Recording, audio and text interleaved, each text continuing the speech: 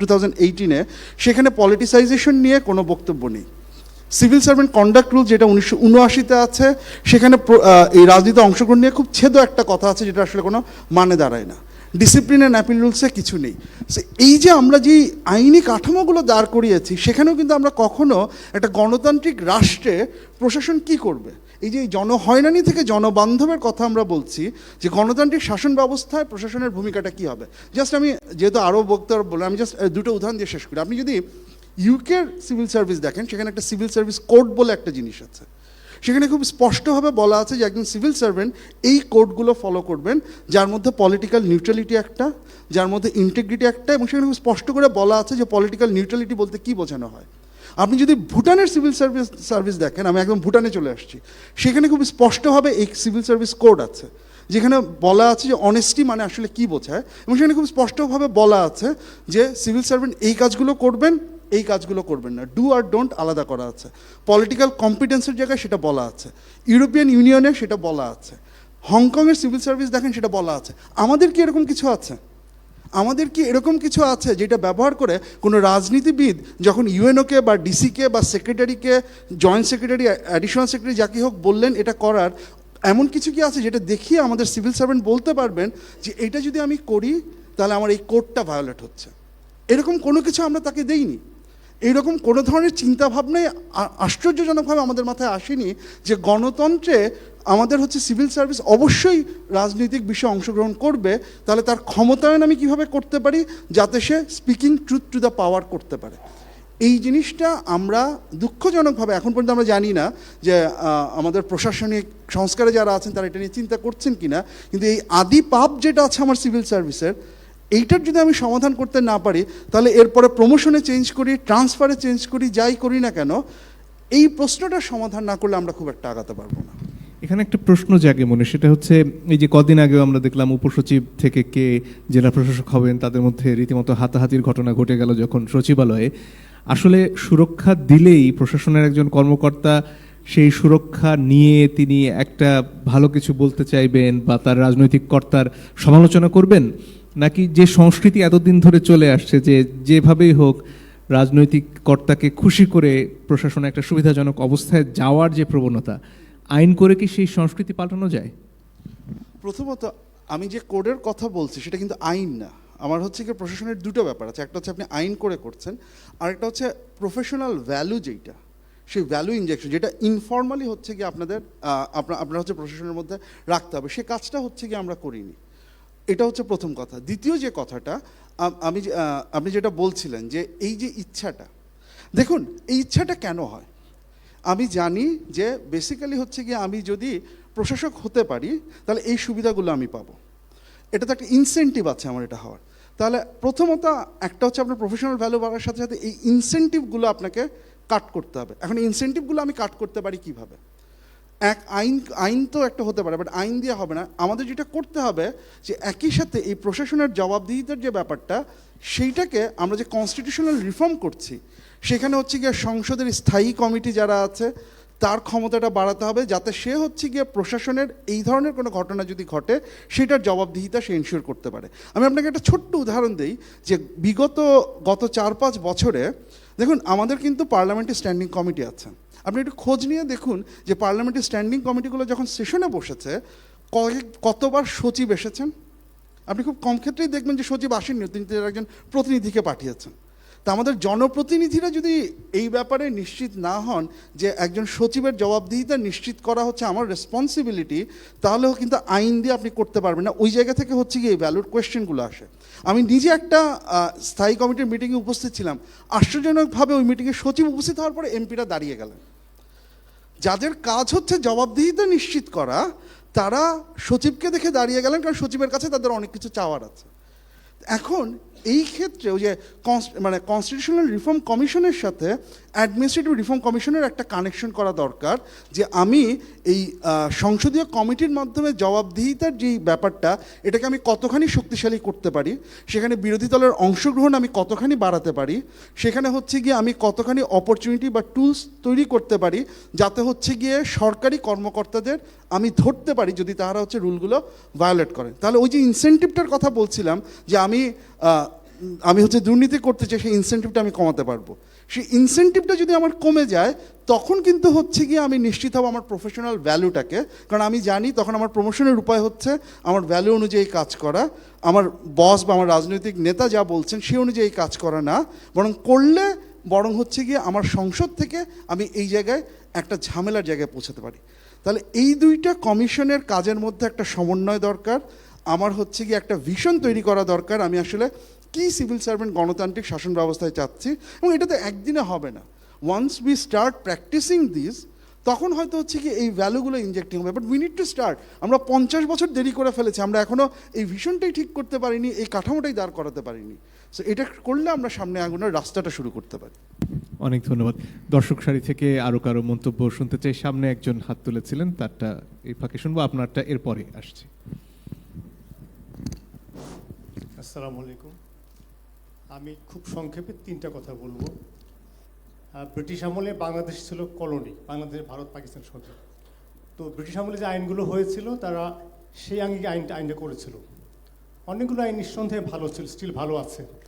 তারপরেও স্বাধীন দেশের উপযোগী সংস্কার করা প্রয়োজন আইনের ক্ষেত্রে, 1 নম্বর। নাম্বার 2 হচ্ছে বাংলাদেশের সংবাদপত্রের স্বাধীনতা এবং ভেরি ইম্পর্টেন্ট ম্যাটার বিচার বিভাগের স্বাধীনতা, এই দুটোকে অক্ষুণ্ণ রাখতে হবে। আমরা যেন এই ভুল আর না করি কোনো দিন, মানে আমাদের পরবর্তী সময়গুলোর জন্য। এই জায়গায় আমাদের সঠিক কাজটা করতে হবে, সংবাদপত্রের স্বাধীনতা এবং বিচার বিভাগের স্বাধীনতা। আর থার্ড একটা কাজ আমাদের করতে হবে, আমরা এখনও সেভাবে গণতান্ত্রিক হইনি। আমরা দেখেছি আমাদের প্রিভিয়াস এক্সপিরিয়েন্স থেকে প্রতি 5 বছর পর পর আমাদের একটি করে অন্তর্বর্তী সরকার বলি, তত্ত্বাবধায়ক সরকার বলি আমাদের লাগবে ফর ভোটিং, রাইট ভোটিং। এবং সেই ভোটটা যেন রাতের বেলা ভোট না হয়,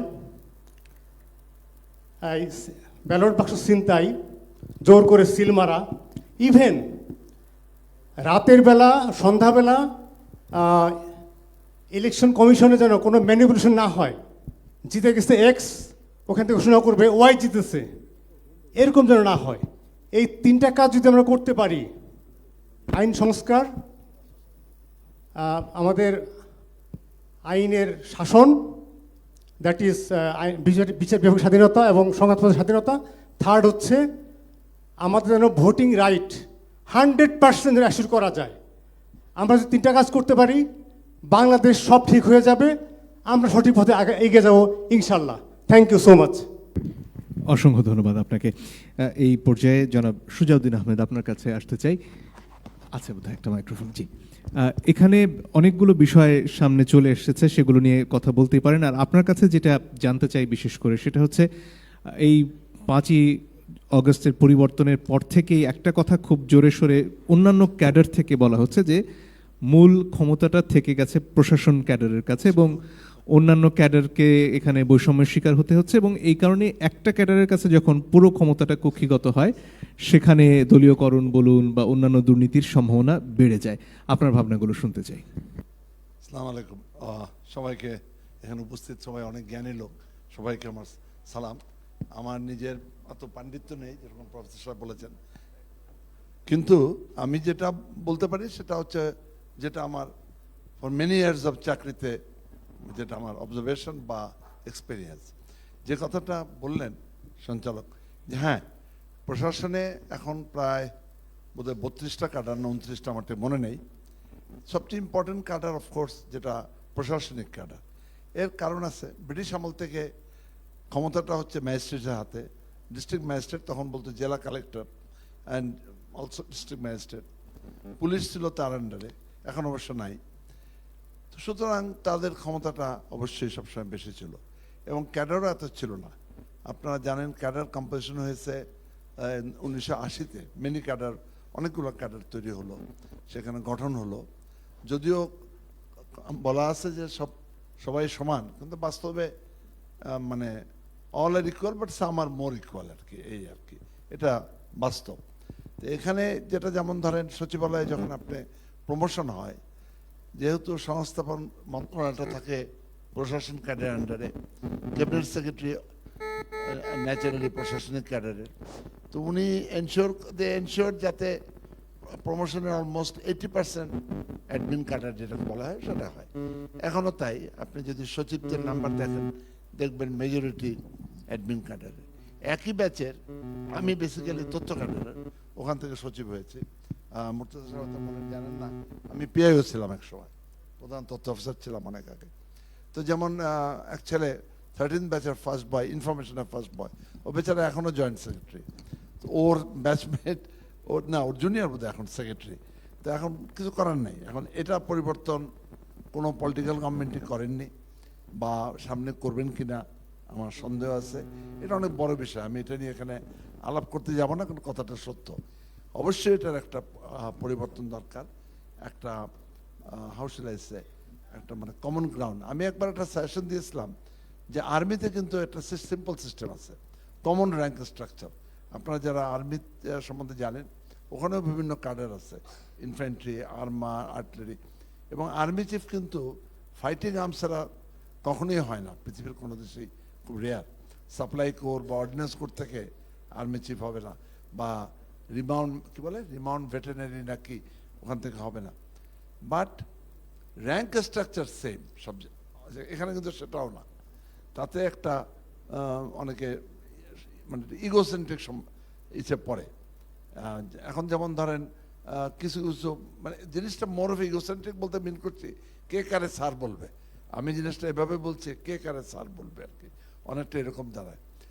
আর দ্বিতীয়ত যেটা আমি এক ভদ্রলোক বললেন যে জনগণের সাফারিংয়ের জন্য কারণটা যেটা আমার মনে হয়েছে, যখন আমি অ্যাসিস্ট্যান্ট সেক্রেটারি ছিলাম সেখান থেকে উপরে অল দ্য ওয়ে গিয়েছি, আমি ম্যান পাওয়ার ডাইরেক্টর ছিলাম 79, 80, 81-এ। এর বড় কারণ হচ্ছে আমার কোনো অ্যাকাউন্টেবিলিটি নাই। আমি যদি মিস্টেক করি, আমার জন্য যদি মুর্তজা সাহেবের ক্ষতি হয়, তাতে আমার কোনো দোষ হয় না, উনি সরকার ক্ষতি করেছে।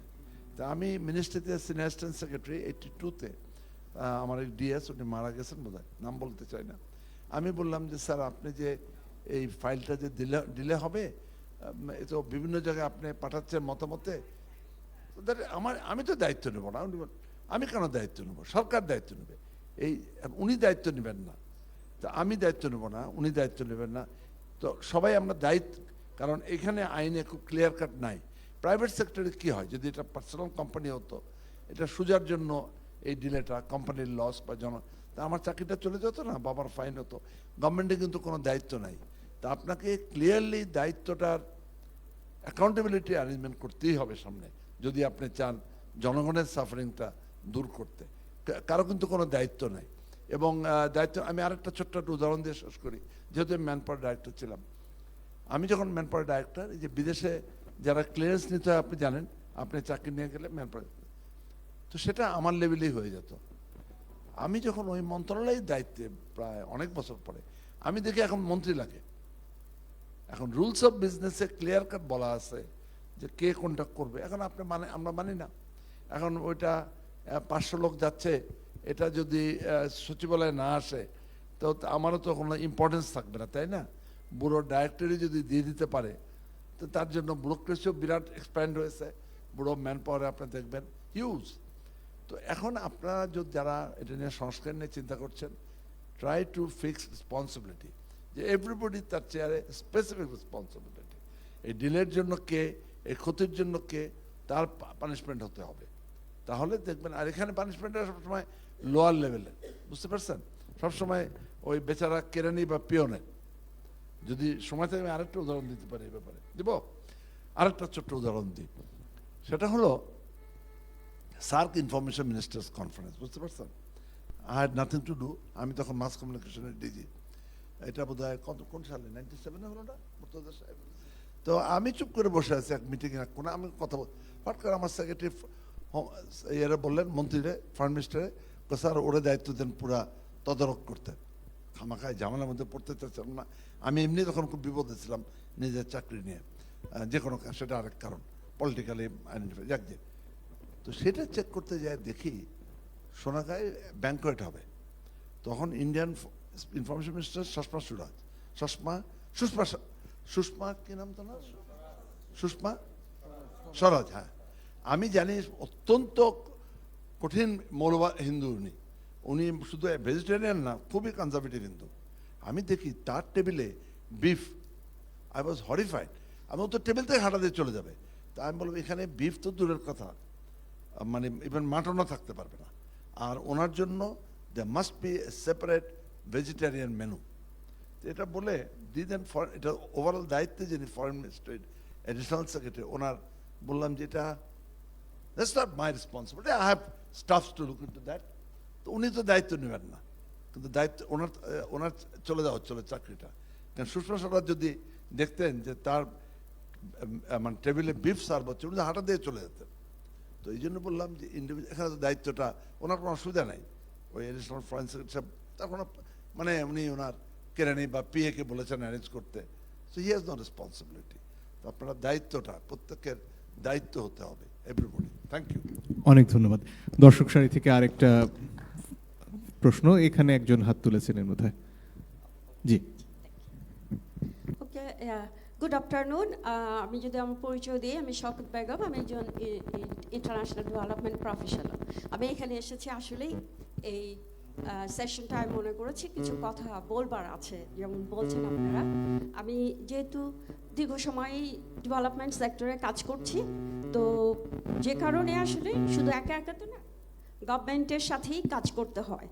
তো আমি আসলে প্রশাসন মানে হলো সেক্রেটারিয়েট থেকেও আরেকটু এক্সপ্যান্ড করতে চাই, কারণ আমাদের দীর্ঘ সময় ডিফারেন্ট মিনিস্ট্রি এবং ডিফারেন্ট ডিপার্টমেন্টের সাথে কাজ করতে হয়, এমনকি বিভিন্ন মিউনিসিপ্যালিটির মেয়রদের সাথেও কাজ করতে হয়।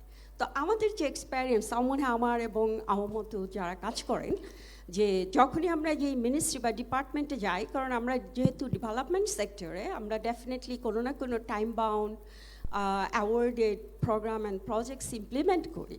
তো দেখা যায় যে যখন যেই মিনিস্ট্রিতে বা ডিপার্টমেন্টে যেই, ডেফিনেটলি ওখানে হয়তো ভালো লোকজনও আছেন, কিন্তু আমার কাছে মনে হয় যে ওনারা এরকম একটা কঠিন মানসিকতার মানুষ কেন, মানে আরেকটু মানবিক হলে কি হতো, এই কাজগুলো তো আসলে অন্য জায়গায় না, এই কাজগুলো তো দেশের জন্যেই, এবং ওনারাও তো এখানে আছেন দেশের জন্যেই সার্ভিস দেওয়ার জন্যে। এবং ডিফারেন্ট ডিপার্টমেন্ট, আমি কোনো নাম মেনশন করবো না, কিন্তু আমার কাছে মনে হয় আমি বিগত প্রায় 25 ইয়ার্স কাজ করছি। আমি অসংখ্য মিনিস্ট্রির সাথে এবং ডিপার্টমেন্টের সাথে আমার কাজ করবার সৌভাগ্য হয়েছে, কিন্তু আমি যেখানেই যাই আমার কাছে একটা কমন, এবং লাস্ট সেভারাল ইয়ার্স তো এটা আরও প্রকট, যে কোনো গভর্নেন্স নেই, অ্যাকাউন্টেবিলিটি নেই, কেউ মনে করে না যে আমার এই কাজটা আসলে করতে হবে। তো তখন আমরা মনে করেন দীর্ঘ ওয়ার্কশপ করে, সেমিনার করে, গভর্নমেন্টের সাথে হয়তো অনেক স্ট্র্যাটেজি করলাম, অনেক প্ল্যানিং ডকুমেন্ট, না বাংলাদেশের এক একটা মিনিস্ট্রির আন্ডারে যত প্ল্যানিং ডকুমেন্ট আছে, এগুলো যদি আপনি একটার পর একটা করেন, সেট করেন, হয়তো একটা যমুনা ব্রিজ হয়ে যাবে, একটা পদ্মা ব্রিজ হয়ে যাবে, কিন্তু এগুলো এত অ্যাম্বিগুয়াস এবং এগুলোর মধ্যে কোনো রোল রেসপন্সিবিলিটিস ক্লিয়ার নেই, যে কারণে ওনারাও এটা পারফর্ম করেন না। তো এখন কথা হচ্ছে যে সংস্কার এবং ওনাদেরকে এফেক্টিভ করতে হলে কি করতে হবে। আমার মনে হয় যে ওই জিনিসগুলোর প্রতি দৃষ্টি দিতে হবে, এবং কি করলে ওনাদেরকে অ্যাকাউন্টেবল করা যায়, সেটা হচ্ছে একটা বিষয়। এবং আমি মনে করেছি, আমার মনে হয় আরও অনেক মনে করেন, বা আমি মনে করেছি একটা গ্রিড খুব স্ট্রংলি কাজ করে। খুবই আমি যদি স্পেসিফিক বলি, অনেকে বলেন যে আমি আপনার এই কাজটা করব, আমার জন্য কি করবেন, অথবা আমাকে বিদেশে পাঠান। এখন পাঠান বা পাঠালেও সেটা এজিআই ট্রিপ হলে হবে না, সেটা আপনার নর্থ আমেরিকায় হতে হবে বা কিছু। কিন্তু এই কাজগুলো তো আসলে কোনো ব্যক্তির নাই, কাজগুলো দেশের। তো সেই জন্য আসলে আমার কাছে কথা হচ্ছে কি করে আসলেই ওনাদের এই প্রশাসন ব্যবস্থা ওভারঅল, শুধুই আমি মিনিস্ট্রি বা সেক্রেটারিয়েট দেখছি না, আমি ওভারঅল প্রশাসন ব্যবস্থা এবং হচ্ছে উপজেলা পর্যায়ে বা ডিস্ট্রিক্ট লেভেলে কি করে ওনাদের কমিটেড করা যায়, অ্যাকাউন্টেবল করা যায়, এই বিষয়টাই আসলে সত্যিকার অর্থেই কথা বলতে হবে এবং দেখতে হবে। এবং আমার কাছে মনে হয়, আমি একটু আগে বলছিলাম না মুর্তজা ভাইয়ের সাথেও, যে সিস্টেমের ভিতরেও হয়তো অনেকে আছেন যারা ফিল করেন আসলে we have to be humanitarian, আমাদেরকে আসলেই ভাবতে হবে, সেই পার্সপেক্টিভটাও শোনা দরকার, যে হোয়ার আর দ্য ব্যারিয়ার্স। আমরা হয়তো একটা দেখছি এক সাইড থেকে ওনাদেরও, কারণ কারণ কাজটা তো দেশের জন্য আর কি। তো কি করে মানবিক করা যায় প্রশাসনকে, এটাই আমার মনে হয় দেখবার বিষয়। শুধু ড্রেস বা লোগো এসব চেঞ্জ করলে হয় না, মানুষটা ওর মধ্যে রয়ে যায়। সো মানবিক করা দরকার আমার কাছে মনে হয়। ধন্যবাদ, থ্যাংক ইউ। জি, অনেক ধন্যবাদ। জনাব গোলাম মুর্তজা, আপনার কাছে এই পর্যায়ে আসতে চাই। মাইক্রোফোন কি আছে ওখানে? জি, ধন্যবাদ। স্বাভাবিকভাবে যে প্রশ্নটা ঘুরে ফিরে আসে, যে যখন সুবিধা নেওয়ার প্রশ্ন আসে তখন ব্যক্তি সামনে আসেন, যিনি জেলা প্রশাসক হন, তিনি গাড়ি পান, আরও বড় বাংলো থাকে এবং সেই ব্রিটিশ আমলের সুবিধাগুলো তাদের থাকে। কিন্তু যখন দায় নিরূপণের প্রশ্ন আসে, যে আমার একটা ফাইল যেটা 2 দিনে নিষ্পত্তি হবার কথা, সেটা নিষ্পত্তি হতে 2 বছর কেন লেগে যায়, তখন আসলে গোটা দায়টা সরকারের অথবা রাজনীতিবিদদের। ব্যক্তিগত পর্যায়ে একজন প্রশাসনিক কর্মকর্তার দায় নিরূপণ করার, অ্যাকাউন্টেবিলিটি যেটার কথা বারবার ঘুরে ফিরে আসে, তার কোনো উপায় সেভাবে নেই। এটাই কি মূল সমস্যা, নাকি অন্য কোনো জায়গায় আসলে সমস্যাটা থেকে যাচ্ছে? ধন্যবাদ আপনাকে। মূল সমস্যাটা যে কোথায় সেটা আমরা জানি কিনা, মানে আমরা জানি কিনা সেটা একটা প্রশ্ন, আর আমরা যা জানি সেই জানাটা ঠিক কিনা সেটা আরেকটা প্রশ্ন। তো আমরা এই ধরনের আলোচনার মাঝে মাঝে কিছু সুযোগ পাই। মাঝে মাঝে বলা ভুল, আমরা 53 বছরের বাংলাদেশে 1971 একবার পেয়েছি, 90 একবার পেয়েছি, 2024 একবার পেয়েছি বড়ভাবে। 1971 বঙ্গবন্ধু সরকার যুদ্ধবিধ্বস্ত দেশে চূড়ান্তভাবে ফেল করেছে, তার দায় আমাদের টানতে হয়েছে একটা লম্বা সময় পর্যন্ত। 90 এসে রাজনৈতিক দলগুলো ফেল করেছে, আওয়ামী লীগও ফেল করেছে, বিএনপিও ফেল করেছে। এরকম আশাবাদের একটা জায়গা তৈরি হয়েছিল, এরকম আলোচনার একটা জায়গা তৈরি হয়েছিল। মানুষ মনে করেছিল যে এবার যদি না হয় আর হবে না, কিন্তু তারপরও সেবার হয় নাই। একটা ধারাবাহিকতায় 24 এসেছে। এই এখন আবার আমাদের মনে হচ্ছে যে এবার যদি না হয় আর হবে না, এবার হতে হবে কিছু একটা। প্রবলেমটা কোন জায়গাতে, সমস্যাটা কোন জায়গাতে?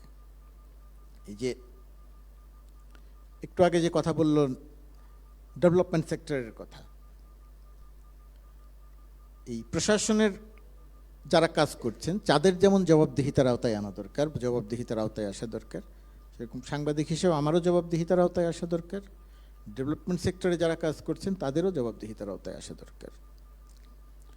ধরেন বড় বা যে কোনো একটা প্রকল্প, সেটা ডেভেলপমেন্ট সেক্টরের হয়তো প্রকল্প, সেই প্রকল্পটি যখন মিনিস্ট্রিতে যায় বা সচিবালয়ে যায়, অধিকাংশের, সবার নয়, অধিকাংশের, তার মধ্যে কমপক্ষে একটা থাকে একবার বিদেশে যাওয়া। আপনি যেটা বললেন যে বিদেশে যেতে হবে একবার, ওইটা কি হয়?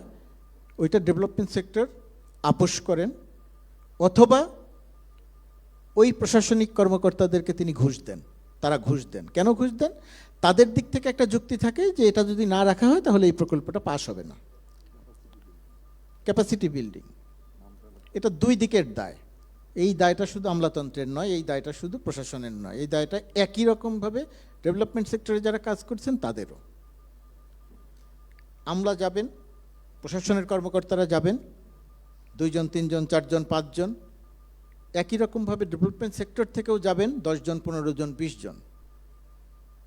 তাদের প্রায় কারোরই কোনো কাজ নেই, এবং ওইখান থেকে ঘুরে এসে তাদের কোনো কাজে লাগে না। ডেভেলপমেন্ট সেক্টরেরও লাগে না, সরকারেরও লাগে না, প্রশাসনেরও লাগে না, কিন্তু বিদেশ ট্যুর হয়। আমরা গণমাধ্যমে 2-4টা সংবাদ দেখি যে পুকুর কাটা দেখতে নেদারল্যান্ডে যেতে চান, পুকুর সংস্কার দেখতে নেদারল্যান্ডে যেতে চান, 2-1টা এরকম সংবাদ দেখি। কিন্তু এই 2-1টা সংবাদের বাইরে আরও অসংখ্য ঘটনা থেকে যায়, কোথাও কোনো জবাবদিহিতার জায়গা নেই। ধরুন এই যে কি জনবিভক্তি বা জনহয়রানি থেকে জনকল্যাণ। জনহয়রানিটা কি আর জনকল্যাণটা কি? কারণ এই মুহূর্তে বাংলাদেশের 5 আগস্টের পরে প্রশাসন স্থবির, সেখানে প্রায় কোনো কাজ হচ্ছে না। মানুষ গিয়ে ঘুরছে, কাউকে পাচ্ছে না। আমি বদলি হয়ে যাব অথবা আমি বদলি হয়ে গিয়েছি, কাজ করার কেউ নাই, দায়িত্ব নেওয়ার কেউ নাই। মানুষের কাজ কিন্তু হচ্ছে না, মানুষ ঘুরছেন। এর আগের পর্যায়টা কি ছিল? এর আগের পর্যায়টা ছিল টাকা না দিলে কাজ হয় না। সেখানে ডিসি ছিলেন, এসপি ছিলেন, প্রশাসনের সব কর্মকর্তা ছিলেন, টাকা না দিলে কাজ হয় না। আর এখন টাকা নিতে পারছেন না, কাজও করছেন না। এই যে টাকা নিতে পারছেন না বা টাকা নিতে ভয় পাচ্ছেন কিন্তু কাজও করছেন না, তার মানেটা কি? আগে আমাকে টাকা দিয়ে কাজ করিয়ে আমাকে হয়রানির মুখে পড়তে হচ্ছিল, আমার কাছ থেকে জোর করে টাকা নিচ্ছিল। আর এখন আমার হয়রানি কিন্তু যায় নাই, ওই কৃষকের হয়রানি কিন্তু যায় নাই, স্কুল মাস্টারের হয়রানি কিন্তু যায় নাই। 5 আগস্টের পরের কথা বলছি। ওকে কিন্তু এখন ঘুরতে হচ্ছে, দাঁড়ে দাঁড়ে ঘুরতে হচ্ছে, কোথাও গিয়ে সে কাজ করতে পারছে না। তো এখন কোনটা জনকল্যাণ আর কোনটা তাহলে জনহয়রানি? আমি টাকা দিয়ে কাজ করার টাকা দিলাম, কাজ করলাম, তো এখন মানুষ কি মনে করবে? মানুষ মনে করে হ্যাঁ আমার কাজই হচ্ছিল না, সেখানে আমি টাকা দিলাম, তো আমার কাজটা তো হলো। তো এই যে সিস্টেম, এই সিস্টেমের তো একটা মানে ওই যে বলে না যে পায়ের নখ থেকে মাথার চুল পর্যন্ত একটা সিস্টেমেটিক মানে ভিত্তি পেয়ে গেছে, একটা প্রাতিষ্ঠানিক ভিত্তি পেয়ে গেছে। এখন সেই প্রাতিষ্ঠানিক ভিত্তি পাওয়া একটা দেশে একটা গণঅভ্যুত্থান হয়েছে, মানুষ রক্ত দিয়ে একটা ফ্যাসিস্ট সরকারের পতন ঘটিয়েছে। তারপরে এসে আমরা এখন আলোচনা করছি যে রিফর্ম করতে হবে, সংস্কার করতে হবে। কি রিফর্ম করতে হবে, কি সংস্কার করতে হবে, এটা কিন্তু আমরা জানি না। এবং যে ভাষায় রিফর্মের কথা আমরা বলছি, যে ভাষায় সংস্কারের কথা আমরা বলছি, এর সঙ্গে সাধারণ মানুষের কোনো সম্পর্ক নেই। আমাদের বাম রাজনীতি যে দেশে ফেল করলো, তার কারণটি হচ্ছে তারা সবাই খুব ভালো ভালো কথা বলেছেন, অত্যন্ত তাত্ত্বিক কথা বলেছেন। তাদের এক একটা লেখা পড়ে, এক একটা কথা শুনে, এক একটা বক্তৃতা শুনে সারা জীবন ধরে গবেষণা করা যায়, কিন্তু সাধারণ মানুষের উপরে, সাধারণ মানুষের ভেতরে তার কোনো প্রভাব তৈরি হয়নি। সাধারণ মানুষ ওই ভাষাটা বুঝতে পারেনি কখনো। আমরা যখন এসে এখন সংস্কারের কথা বলছি, তখন মানুষ দেখছে যে হ্যাঁ ঠিক আছে, তুমি টাকা নেওয়া বন্ধ করেছো, তা আমার কাজ তো হচ্ছে না। তখন এই সরকার দায়িত্ব নিয়েছে। আমরা কেউ কেউ বলছি, কেউ কেউ আলোচনা করছি যে কোনো কাজই তো হচ্ছে না, সরকার পারলো না, সরকার ফেল করলো, সরকার ব্যর্থ হলো। কিন্তু উল্টা দিক থেকে যদি চিন্তা করি যে এই সরকার দায়িত্ব নেওয়ার পরে কি হয়েছে? কোনো রিফর্ম করতে পারেনি, ঠিক আছে, পারার কথাও নেই সময়ের মধ্যে, কিন্তু কাজটা কি হয়েছে? খেয়াল করে দেখবেন, আমি তো একাডেমিশিয়ান নই, আমি একজন খুব সাধারণ সাংবাদিক, এবং সেই সাংবাদিকতার জায়গা থেকে, ছোটোখাটো জায়গা থেকে খুব সাধারণ কথা বলছি। সরকার যেদিন থেকে দায়িত্ব নিয়েছে সেদিন থেকে ব্যাংক থেকে টাকা জালিয়াতি, লুট, ঋণের নামে নেয়া, যা কিছুই বলি, সেটা বন্ধ হয়ে গেছে। আমরা যারা সরকারকে মূল্যায়ন করছি তাদের বিবেচনায় কিন্তু এটা নাই। সরকার দায়িত্ব নিল, দায়িত্ব নেয়ার পরে ব্যাংক থেকে টাকা লুট করে নিয়ে যাওয়াটা বন্ধ হয়ে গেল। সরকার যেদিন দায়িত্ব নিয়েছে তার 2-3 দিনের মধ্যে এস আলম গ্রুপ তাদের নিয়ন্ত্রণাধীন ব্যাংক থেকে 800 থেকে 1000 কোটি টাকা তুলে নেওয়ার প্রক্রিয়াধীন ছিল। সরকার দায়িত্ব নিল, তুলতে পারলো না সেই 800 থেকে 1000 কোটি টাকা। তো এই যে পারলো না, এটা সরকারের একটা কৃতিত্ব, কিন্তু এটা সরকারের আমরা মূল্যায়ন করছি না। এখন প্রশ্নটা হচ্ছে যে এই সংস্কারটা বা জনকল্যাণের জায়গাতে আমরা পৌঁছাবোটা কীভাবে? এখন পৌঁছানোর জন্যে কি জাদুমন্ত্র আছে আমি জানি না। ডক্টর ইউনূসের সরকারের কাছে আমাদের সবার চাওয়া, অদ্ভুত চাওয়া, খেয়াল করে দেখবেন আমাদের চাওয়াটা কি। একটা সুষ্ঠু গ্রহণযোগ্য নির্বাচন করতে হবে, খালি এইবার নির্বাচন করলেই হবে না, এমন একটা ব্যবস্থা করে দিয়ে যেতে হবে যাতে আর কোনোদিন ফ্যাসিস্ট তৈরি না হয়। তার মানেটা কি? এমন একটা নির্বাচন তাকে করতে হবে, এমন একটা ব্যবস্থা করে দিয়ে যেতে হবে যাতে আর কোনোদিন রাতে ভোট না হয়। এটা কি জাদু? এটা কি জাদু মন্ত্র? আমরা আবার তাদের সময় দিতে চাই না, যত দ্রুত সম্ভব নির্বাচন দিতে হবে। জুন জুলাইও নির্বাচন দিতে হবে, কেউ কেউ বলে মার্চ এপ্রিলে নির্বাচন দিতে হবে। আবার সরকারের দিকে যদি চিন্তাটা করি আমরা, তাহলে দেখব আপনি যে একজন সাধারণ নাগরিক, আপনি যে সরকারের দিকে তাকিয়ে একটু আশাবাদী হবেন, সেখান থেকেও আপনাকে এমন কোনো কিছু বলে না যেটা নিয়ে আপনি বলতে পারেন যে যখন বলে যে না এখনই নির্বাচন দিতে হবে, আপনি যে তার এগেনস্টে দাঁড়িয়ে কথা বলবেন, সেটা বলার জন্য আপনার জন্য মুশকিল, কারণ সরকার সেই জায়গা থেকেও আপনাকে আবার তেমন কোনো কিছু দেখাতে পারে না।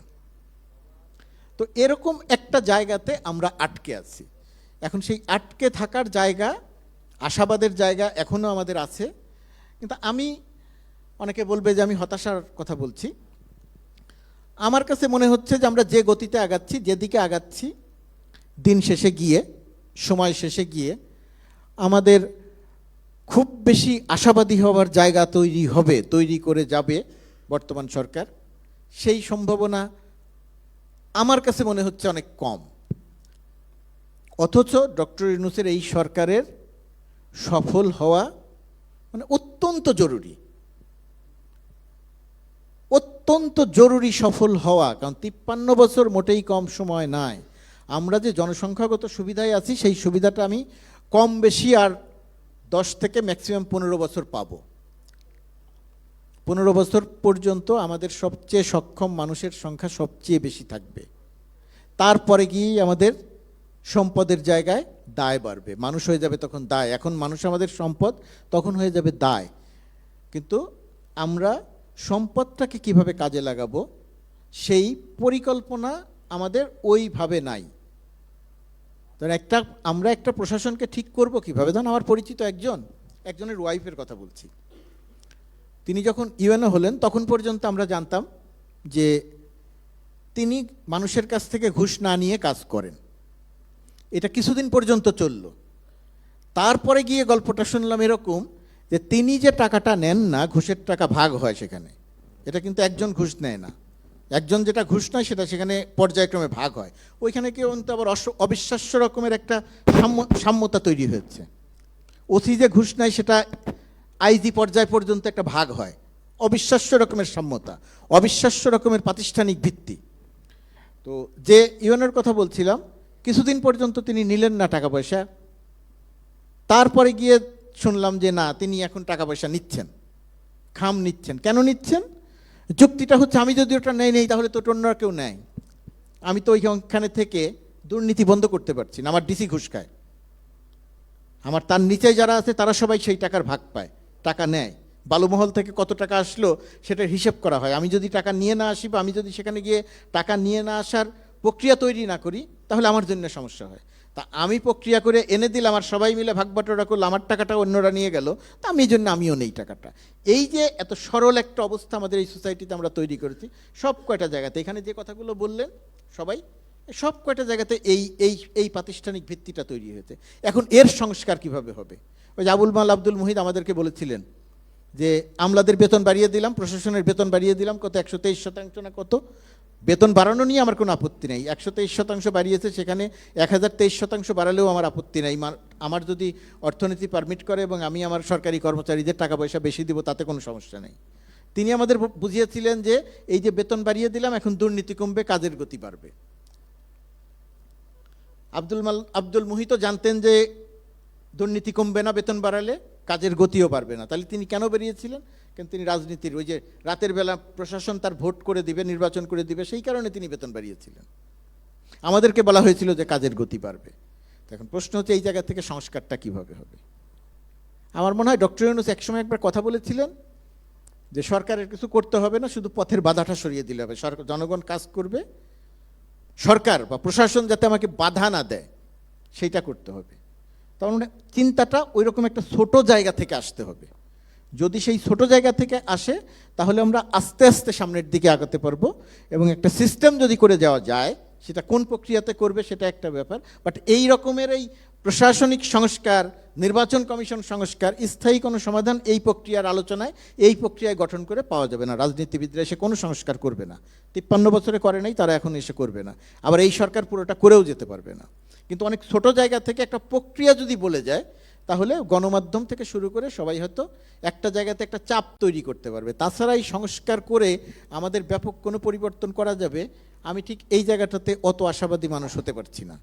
জবাবদিহিতার আওতায় আনতে হলেও একটা সিস্টেম বা একটা ছোট প্রক্রিয়ার মধ্যে দিয়ে যদি অগ্রসর না হতে পারি, তো আমার মনে হয় না যে এখানে আমরা খুব বেশি আশাবাদের কোনো দৃষ্টান্ত তৈরি করতে পারবো। ধন্যবাদ। অনেক ধন্যবাদ। সামনে থেকে দুজনের হাত আগে দেখেছিলাম, পেছনে একজনের। আপনাদের কাছে একে একে আসবো, তবে তার আগে সিনিয়র সাংবাদিক জনাব আশরাফ কায়সারকে দেখছি। আপনার ভাবনাটা খুব সংক্ষেপে শুনতে চাই, এখন নাকি একটু পরে শুনবো? আচ্ছা ঠিক আছে, একটু পরে। পেছনে আগে একটা হাত দেখেছিলাম ওইখানে, জি। তারপরে সামনের দুজনের কাছে আসবো। আসসালামু আলাইকুম, আমি মাসুদ, আমি সফটওয়্যার নিয়ে কাজ করি, আমার অটোমেশনের কাজ করি। একটু মাইক্রোফোনটা মুখের কাছে নিলে শুনতে। অটোমেশন নিয়ে কাজ করি, সফটওয়্যার বানাই। আমি একটু বলতে চাই যে আমি গতকালকে কাঁচামরিচ কিনতে গেছিলাম 100 টাকা কেজি। এই 100 টাকা কেজি পাশে আরেকজন বলল যে এখানে সিন্ডিকেটের কথা বলা হচ্ছে। একজন আমার পাশেই ছিল, তিনি বলছেন যে শালা সিন্ডিকেটরা সব শেষ করে দিল। এই যে 100 টাকার কাঁচামরিচ 500 টাকা দাম নেয়, কেন নেয়? এই সিন্ডিকেট কিভাবে ভাঙা যায়? এই যে সাধারণ একটা গ্রস জেনারেল একটা স্টেটমেন্ট পাবলিকের, তো এই পাবলিকের আমি বলি স্যার যেভাবে বললেন যে একটা সংসদীয় একটা কমিটি, অথবা সুজাউদ্দিন স্যার যেভাবে বললেন যে আমাদের দায়িত্ব, এই জিনিসগুলো আসলে আমাদের কিভাবে তৈরি হবে? আমি যদি বলতে চাই, আমার মগজ ধুলা হতে হবে আগে। আমার মাথাটা, আমার নিজের মাথা প্লাস আমার আশেপাশের সব জনগণের মাথা ঠিক হতে হবে। সেই মাথাটা কিভাবে ঠিক হবে, এটা নর্মালি আমাদের মাইন্ডসেট আমরা বলি ইংলিশে, বা অ্যাটিটিউডটা বলতে পারি। এটা কিভাবে তৈরি হয়? আমাদের রেশনাল পয়েন্টে যেতে হবে। রেশনাল পয়েন্ট নর্মালি আমরা বাপদাদা বা স্কুল থেকে যেটা শিখি, সেখানে আসলে এমফাসিস করতে হবে, আমাদের সলিউশনে যেতে হবে। আমরা বলতেছি যে আমরা এটা চাই, আমরা ওটা চাই, ওটা চাই, এটা বলে আসলে সমাধান কি হবে? আমরা সমাধান কিভাবে দিতে পারি, সেই ডায়লগগুলো আমাদের, সেই ভয়েসটা দরকার। আমরা জনহয়রানি কিভাবে দূর করতে পারি? আমার মাথা যদি ঠিক মতো ভালো না হয়, তাহলে আমি সেই জনহয়রানি কিভাবে ঠিক হবে? তো এখানে আমার দুটো সাজেশন হলো কি, যে আমার একদম রিমোট পর্যায়ে মানে পিপলস পালস যেরকম জানা দরকার, সেই পালসটা কীভাবে চেঞ্জ করা যায়, সেই থিঙ্কিংটা কীভাবে চেঞ্জ করানো যায়, এটা নর্মালি এতদিন পলিটিক্যালদের হাতে ছিল, পলিটিক্যাল নেতৃত্বের হাতে ছিল। বিভিন্ন রকমের দলের তাদের ছত্রছায়ায় মানুষ কিছু বলতে পারতো না। বাট এখন আমাদের একটা টাইম আসছে, আমাদের একদম উপযুক্ত টাইম। এই টাইমে আমরা কিভাবে সোশ্যাল অ্যাক্টিভিটির মাধ্যমে এই মানুষগুলোকে কিভাবে বুঝাইতে পারি যে আসো আমরা ছোটো ছোটো কমিটি করতে পারি, ইভেন হতে পারে ভয়েস ফর রিফর্মের মাধ্যমেও হতে পারে যে ছোটো ছোটো কমিটি করতে পারি আমার বাজার এলাকায় বা আমার, তখন তারাই এই মানুষগুলোকে একটু বোঝাবে, একদম রিমোট পর্যায় থেকে বোঝায় আস্তে আস্তে মগজটাকে সাইজ করতে হবে। তারপরে আমার প্রশাসন, আমার সব জায়গায় আস্তে আস্তে একটা রিফর্ম হবে। নর্মালি একটা দায়িত্ব বা ওই আইন করে আসলে কিছুই হবে না। আমি সংসদীয় কমিটি আছে, আমার মিনিস্ট্রি আছে, সচিব আছে, এমপি আছে, সবই আছে, কিন্তু তারা তো ঠিকমতো দায়িত্ব পালন করতেছে না। সো আমাদের মাথা নিয়ে কাজ করতে হবে। আমাদের অ্যাটিটিউড বিল্ড কীভাবে তৈরি হবে, পজিটিভ অ্যাটিটিউড কীভাবে তৈরি হবে। এই যে কয়েকদিন আগে একটা জিনিস নিউজ দেখলাম যে অকারণে কিছু স্টেশন বানানো হয়েছে, যেটার লোড নেই, ওয়ার্কলোড ঠিকমতো ম্যানেজ করা হয়নি, বা এখানে কারোর একটা এজেন্ডা বাস্তবায়নের জন্য এই স্টেশনগুলো বানানো হয়েছে। তো এখানে প্রয়োজন আছে কিনা সেটা তো আসলে ফিজিবিলিটি স্টাডি ঠিকঠাক মতো হতে হবে। Thank you. সো মাথা ওয়াশ না করলে হবে না। অনেক ধন্যবাদ। এই পর্যায়ে আসতে চাই জনাব মাহবুবুল আলম আপনার কাছে। অনেকগুলো বিষয় সামনে এসেছে এর মধ্যে, সেখানে যেমন একজন কর্মকর্তার ব্যক্তিগত দায়িত্বের বিষয় আছে, তেমনি এর পাশাপাশি এই যে বালুমহাল থেকে কিভাবে টাকা ভাগ হয় এবং টাকা ভাগ হওয়ার একটা সিন্ডিকেট, যার কিছু অংশ বাইরে, কিছু অংশ একেবারে প্রশাসনের ভেতরে এবং সর্বোচ্চ পর্যায় পর্যন্ত, সেটা বাজার থেকে শুরু করে বালুমহাল, জলমহাল সবখানেই হয়তো বিস্তৃত। এই যে একেবারে প্রশাসনের ভেতর থেকে বাইরে পর্যন্ত বিস্তৃত যে একটা চক্র, সেটা ভাঙার কোনো রাস্তা আপনি দেখেন কিনা? এছাড়াও সাধারণভাবে আপনার পর্যবেক্ষণগুলো প্রশাসন নিয়ে শুনতে চাই। ধন্যবাদ। আমাদের শিক্ষক, ঢাকা ইউনিভার্সিটির শিক্ষক, উনি একটা খুব সুন্দর কথা বলেছে যে আসলে লিগ্যাল রিফরমেশন লাগবে। এবং আমি আসলে মনে হয় যে এটা পাকিস্তান না, এটা আসলে ব্রিটিশ একটা যে লিগেসি, সেটা এই ডিস্ট্রিক্ট এখনও বর্তমান, যে ডিস্ট্রিক্ট কমিশনার যেভাবে চলে সেটা ব্রিটিশ। আমি একটা উদাহরণ দিই। আমার জন্ম নিবন্ধন করতে গেলে, জন্ম নিবন্ধনে ধরেন আপনার নামটা বাংলায়, এখন যদি এটা ইংলিশে করতে যান তাহলে এটা সংশোধন আকারে ট্রিট করা হবে এবং এটার অনুমতি দিবে ডিসি অফিসের ডিডিএলজি। তো আমার একটা ব্যক্তিগত অভিজ্ঞতা হলো যে আমি যখন নাম চেঞ্জের জন্য দিছি, ওই ডিডিএলজি চলে গেছে হজে, তার কাছে পাসওয়ার্ড আছে, সে 1 মাস পরে আসছে, 1 মাস পর্যন্ত আমার ওয়েট করতে হয়েছে। তো লোকাল গভর্নমেন্টের কাছে জন্ম নিবন্ধন থাকাই দরকার, লোকাল গভর্নমেন্টই সিদ্ধান্ত নেবে। এটা ডিডিএলজির কাছে দিলেন কেন? আবার অনেক ক্ষেত্রে ডিডিএলজির কাছে হয় না, আপনার আসতে হবে এই যে রেজিস্ট্রার যে অফিস আছে প্রেস ক্লাবের পিছনে। এই যে ক্ষমতা ধরে রাখা। আরেকটা বলি, বাংলাদেশের একটা আইন আছে থুতু, যত্রতত্র থুতু ফেলা। এখানে একটা থুতু ফেললে কোনো জরিমানা করতে পারবে না, এটা মোবাইল কোড করতে পারবে। এটার ক্ষমতা যদিও মেট্রোপলিটন আইন 1976-এ আছে, ওই ডিসি ছাড়া থুতু বা ধূমপানের জরিমানা ধরেন করতে পারবে না। এখন এই ক্ষমতা মোবাইল কোর্টের মাধ্যমেই প্রয়োগ করা যাবে। আরেকটা নয়তো হলো পুলিশ আপনাকে ধরবে, ধরে প্রসিকিউশন করবে এবং তাকে আপনাকে থানায় জেলে কোর্টে প্রডিউস করবে, তারপর হয়তো জরিমানা হবে। এটা আমরা সবাই জানি। এই যে ডিসি এবং আরেকটা জিনিস হচ্ছে ডিসি হলো 120টা কমিটির প্রধান।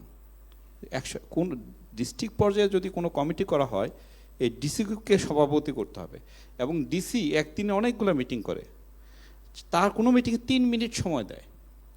সেই 3 মিনিটের জন্য রাষ্ট্রের বরাদ্দ আছে, অনারিয়াম আছে, রিফ্রেশমেন্টের ব্যবস্থা আছে। 3 মিনিটে কোনো সিদ্ধান্ত হয় না, ব্যানারটা পিছন দিক দিয়ে ছাড়াই এটা করে।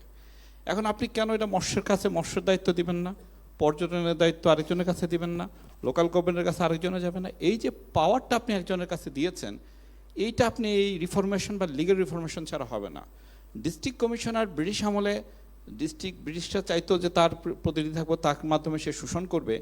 এখন দেশ হয়েছে, আপনি বললেন যে 32টা ক্যাডার হয়েছে, সেই ক্যাডার প্রত্যেকেই এডুকেটেড, প্রত্যেকেই দায়িত্ববান।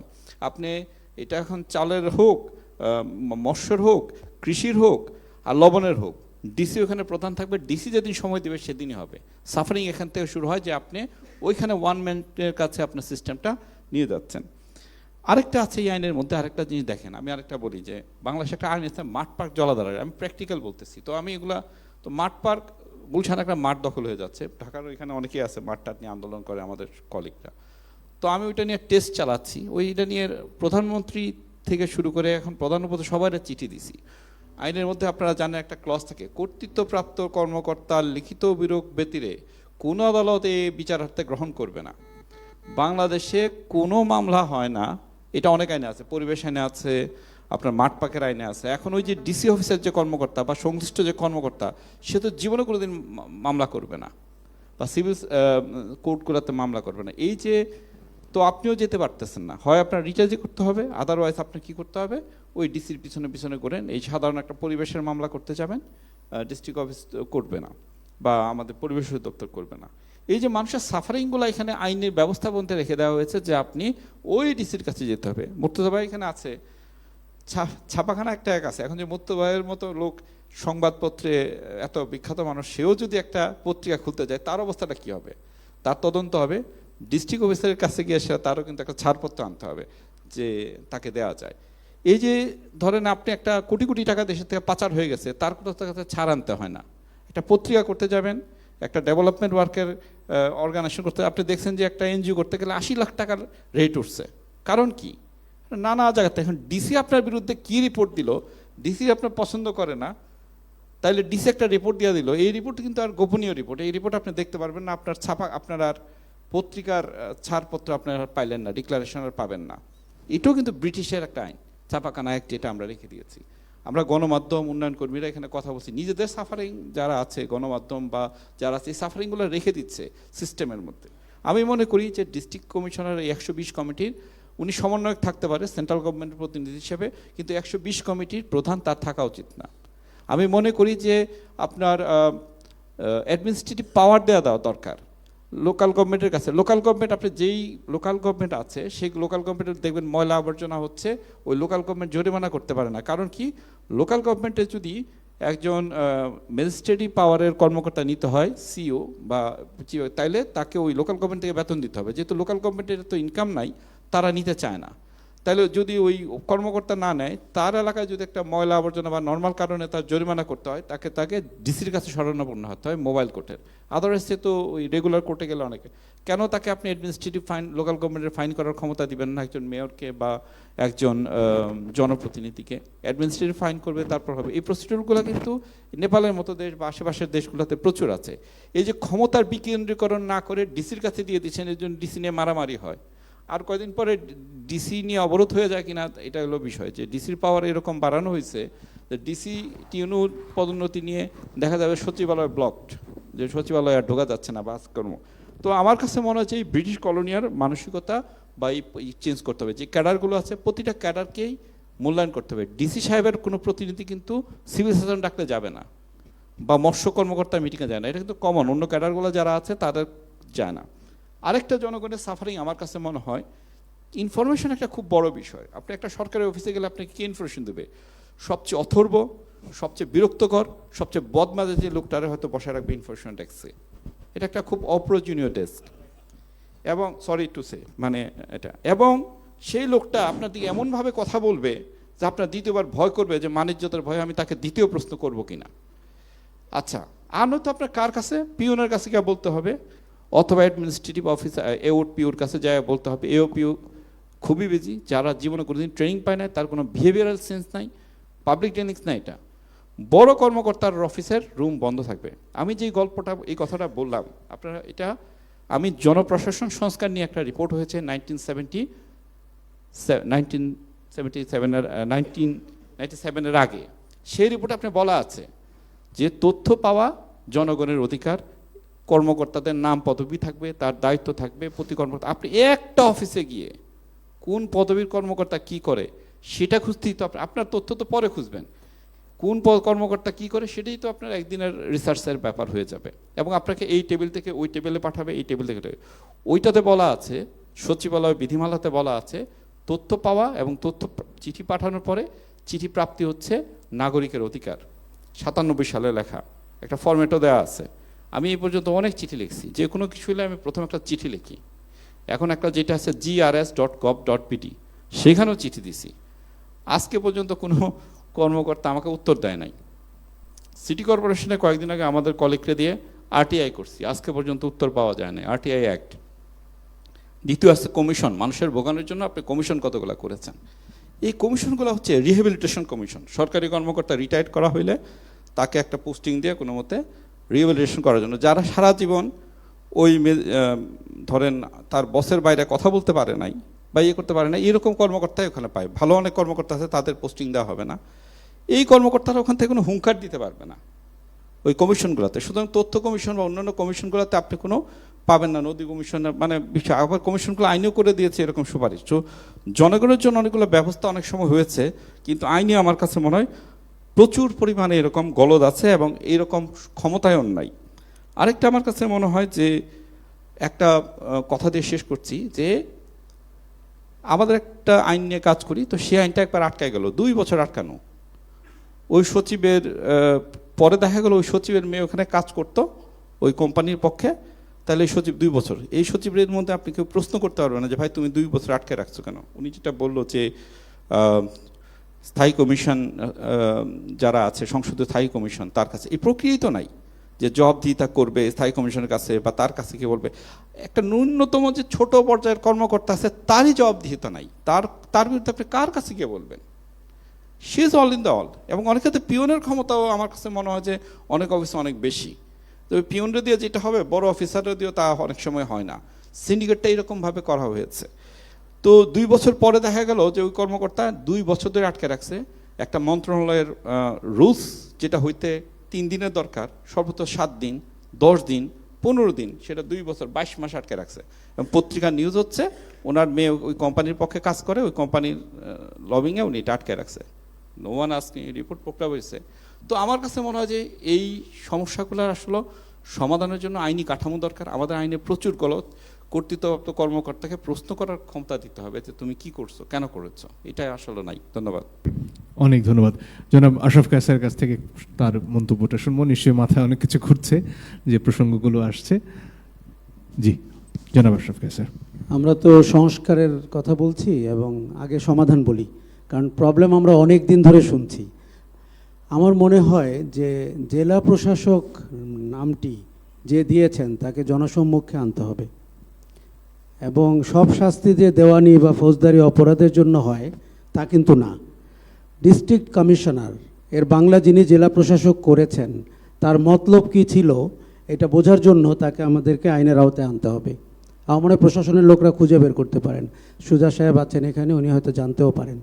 আমি বলছি এই জন্য যে কখনো কখনো নামের কারণে বা টাইটেলের কারণেও আমাদের স্বৈরতন্ত্র যে কে বসে মাথায় এবং স্বৈরতান্ত্রিক কর্মকাণ্ড আমরা দেখতে পাই।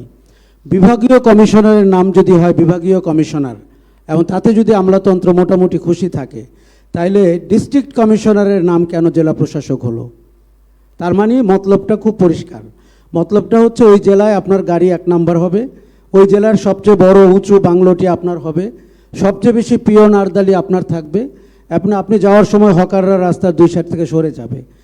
আপনি ঠিক কলোনিয়াল আমলে যা দেখেছেন, এখন বলিউডে যে সিনেমাগুলো বানানো হয় ব্রিটিশদের আচরণ বোঝানোর জন্য, আমি ডিস্ট্রিক্ট কমিশনারদের জীবন অনেকটা ওই আচরণের দেখি। কাজে আমরা যদি ওটিকে রেখে সংস্কারটি করতে চাই, তাহলে সংস্কারটির কোনো লাভ হবে না, তাতে নামটি বদলিয়ে ফেলতে হবে। ধরেন আপনার আগামীকাল সকালে এরকম একটি রেজুলেশন হতে পারে, কিন্তু প্রবলেম হচ্ছে আত্মসমালোচনা করা যেরকম সবচেয়ে কঠিন, নিজের সংস্কার করা সেরকম সবচেয়ে কঠিন। কাউকে দায়িত্ব নিতে হবে যে এই লোকগুলোর সংস্কার করতে হবে। তার মানে আপনি প্রশাসন ক্যাডারের বাইরে থেকে লোক এনে তাদের সংস্কারের দায়িত্ব দিতে হবে। আমরা প্রায়ই বলে থাকি যে আউটসাইড পার্সপেক্টিভ জানে কি না, ভিন্ন পার্সপেক্টিভ। এখন আমরা যখনই প্রশাসনের সংস্কারের কথা বলি তখনই একটা পুরনো আমলা ধরে আনি, ওনার দৃষ্টিশক্তি আছে কি নাই চেক করি না, ওনার স্মৃতিশক্তি কাজ করছে কি না চেক করি না, ওনার শারীরিক শক্তি এখন অটুট আছে কি না জানতে চাই না, কিন্তু উনি 30 বছর আগে সেক্রেটারি ছিলেন, এরকম একটি যোগ্যতায় তাকে নিয়ে আসা হয়। ওনাকে যদি আমরা পৃথিবীর সবচেয়ে বড় রেভলিউশনারির গল্পও বলি, তাতেও কি ওনার 1% রেভলিউশনারি হওয়া সম্ভব? কাজে উনি যেটা করেন, যে কারণ সারা জীবন উনি ওই পরিচয়ে পরিচিত হয়েছেন, উনি বিয়ে করেছেন ওই পরিচয়ে, উনি যেই বাসায় জায়গির থাকতেন ওই বাসা থেকে তার জীবনের শুরু, এবং সেই বাসার মেয়েকে বিয়ে করে উনি ঢাকা শহরের সচিব হয়েছেন। না, গল্পটা আমি এই জন্য বলছি যে আমাদের জানা দরকার। তারপরে ঢাকা শহরে আমরা একসময় গোলাম মুর্তজা আমরা বিচিত্রায় কাজ করতাম। ঢাকা শহরের বাড়ির মালিকানা কাদের এরকম একটি কাভার স্টোরি আমরা একবার করেছিলাম। সচিবদের মালিকানা, বাড়িগুলোর মালিকানা কাদের সেটিও আমরা বের করেছিলাম। দেখুন, আমরা রাজনীতিবিদদের অনেক দোষ দেই, এবং দোষের তো কোনো শেষ নাই, তারাও এক একটা ভয়ঙ্কর মানে চরিত্র। কিন্তু প্রশাসনের লোকদেরকে আপনি কবে দিনের আলোতে রাস্তায় দাঁড়াতে দেখেছেন, শাস্তির আওতায় আনতে দেখেছেন? এই যে 3টি নির্বাচন হলো, প্রশাসনের কজনকে আপনি শাস্তি দিতে পেরেছেন? দেখুন, যেই পাকিস্তানের নাম বললে আমাদের গা রিরি করে, সেই পাকিস্তানেও 3টি লোক দিনের আলোতে বেরিয়ে বলেছে এই নির্বাচনে আমরা কারচুপি করেছি, এবং কিছু কিছু প্রার্থীকে বিজয়ী করেছে, 11 জন প্রার্থীকে বিজয়ী করেছি। তার মানে পাকিস্তান থেকেও আমাদের শেখা দরকার প্রশাসনকে কেমন করে ব্যবহার করতে হয়। ন্যূনতম মানে পৃথিবীতে আরও 202টি দেশের দিকে তাকানো তো পরে, পাকিস্তানের দিকে তাকালেও হয়। বাংলাদেশে কোনো লোক তো আত্মহত্যা করলো না, প্রশাসনের কোনো লোক তো বললো না যে আমরা এই অপরাধ করেছি। দেখুন, এখানে অনেকে গুমের শিকার হয়েছিলেন। ডিজিএফআই আমাদেরকে যেভাবে অত্যাচার করেছে 15 বছর, বেসামরিক আমলাতন্ত্র তার থেকে কোনো কম করেনি।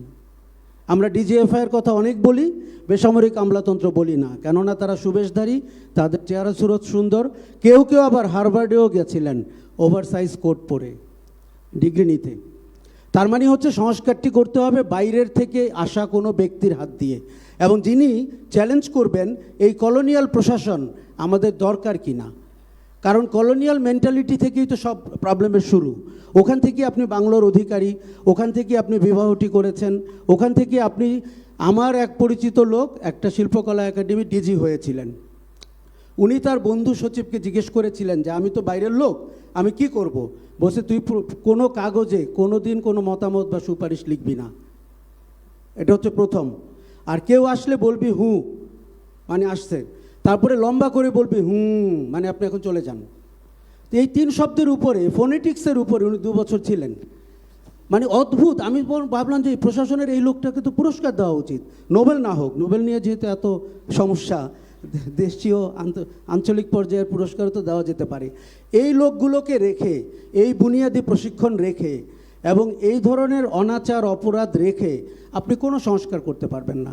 কাজে জেলা প্রশাসক নামটি দিয়ে সূচনা হোক, আর অন্য যে ক্যাডাররা আছে তাদেরকে দয়া করে আমাদের সুযোগ দিতে হবে। এই ভদ্রলোকরা কুলীন, তারা ব্রাহ্মণ, তারা এদেরকে আসতে দেয় না, তারা আন্দোলন করলে এরা শাস্তির ব্যবস্থা করেন। এই 5ই আগস্টের পরেও একটি মন্ত্রণালয়ে শাস্তি হয়েছে, আমার এক বন্ধু শাস্তি পেয়ে রংপুরে চলে গেছেন। আন্দোলন করছিলেন, হঠাৎ করে জানলেন ওনাকে রংপুর চলে যেতে হবে।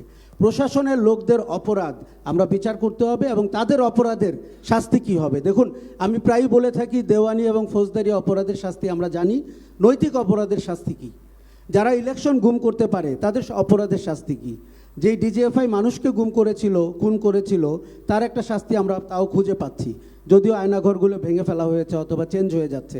সচিবালয়ে তো সবচেয়ে কালপ্রিট লোকগুলো বসে আছেন। এই সরকারের 90 দিনের মধ্যে আমরা যে সমালোচনা করছি তার মূল কারণ কিন্তু প্রশাসন, মূল কারণ আমলাদের উপর নির্ভরশীলতা। এবং যতদিন রাজনৈতিক ব্যক্তিবর্গ শক্তিশালী না হবেন, তাদের নৈতিক জোর না বাড়বে এবং তার রাজনৈতিক ভিশন পরিষ্কার না হবে, ততদিন এই প্রশাসন এই ধরনের রাষ্ট্র ব্যবস্থাকে অন্ধকারের দিকে নিয়ে যাবেন, জবাবদিহিতাহীনতার দিকে নিয়ে যাবেন এবং তাদেরকে বিপদের মুখে ফেলবেন। শেখ হাসিনা নিশ্চয়ই এখন ভালো করে, যেহেতু এখন অনেক অবসর সময়, স্থানীয় লোকজনের সাথে অনেক কথা বলেন, তিনি প্রশাসন তার ঘটনার জন্য কতটা দায়ী এবং ডিজিএফআই এই সরকারের জন্য কতটা দায়ী এবং স্তাবকরা যারা সফট ন্যারেটিভ তৈরি করেছিল। এই যে আমরা এখানে দাঁড়িয়ে আছি, এখানেও আমি সফট ন্যারেটিভের অনেক নির্মাতাকে দেখতে পেয়েছিলাম অতীতে, গণভবনে তো পেয়েছিলামই। আর নিশ্চিতভাবেই তারাই তো ঘোড়ার উপরে উঠে বসেছিলেন। কাজে এরকম একটি ভগ্নাংশ করে করে যদি আমাদের দেন, তাহলে আমাদের অনেক গণমাধ্যমের সুবিধা হবে নতুন কন্টেন্ট পেতে। ধন্যবাদ। অনেক ধন্যবাদ। অধ্যাপক আসিফ শাহান, আপনার কাছে ফিরে আসতে চাই।